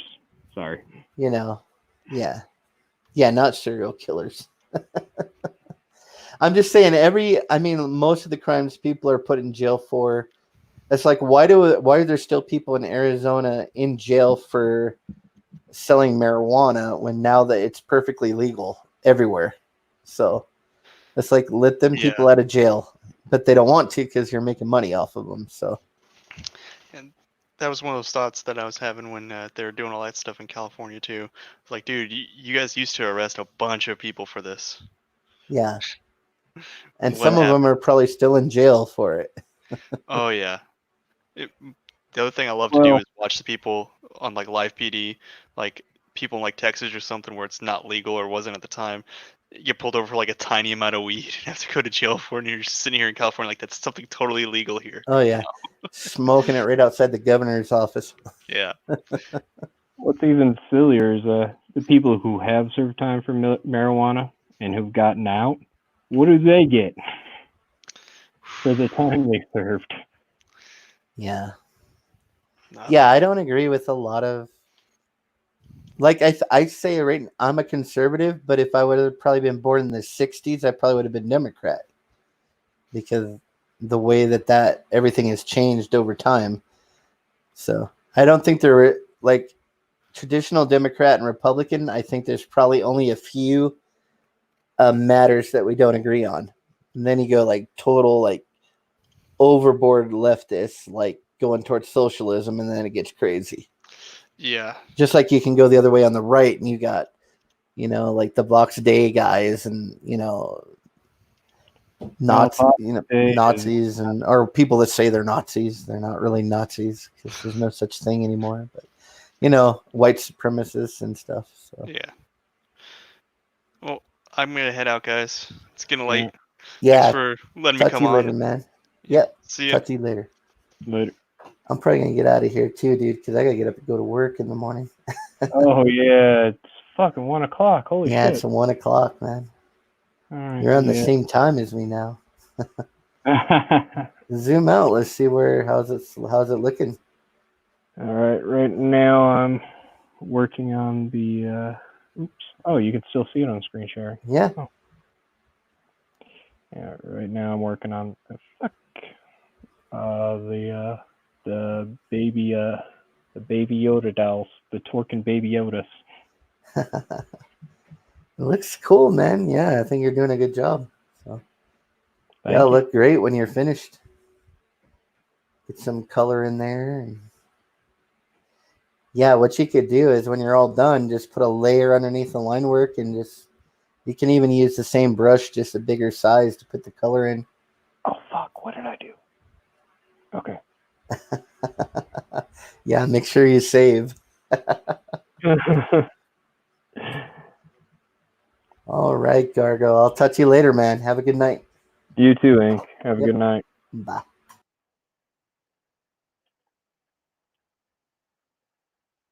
Yeah, I think I'm gonna cut it for the show too.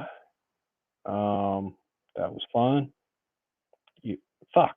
should have had the plugs. You had Ink Spots. He is the colorist for Cash Grab. Also working on a project with Rotten Glory. Check out his YouTube page. Ink Spots. It's hard to find through all those bands. Check out his Twitter. It's at MyEvilRobot. Mitchell.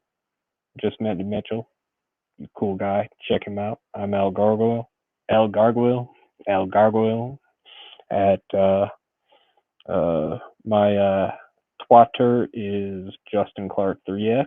My Instagram is Al Gargoyle, and this is my YouTube. Thank you for coming by. Like, subscribe, hit the bell for notifications.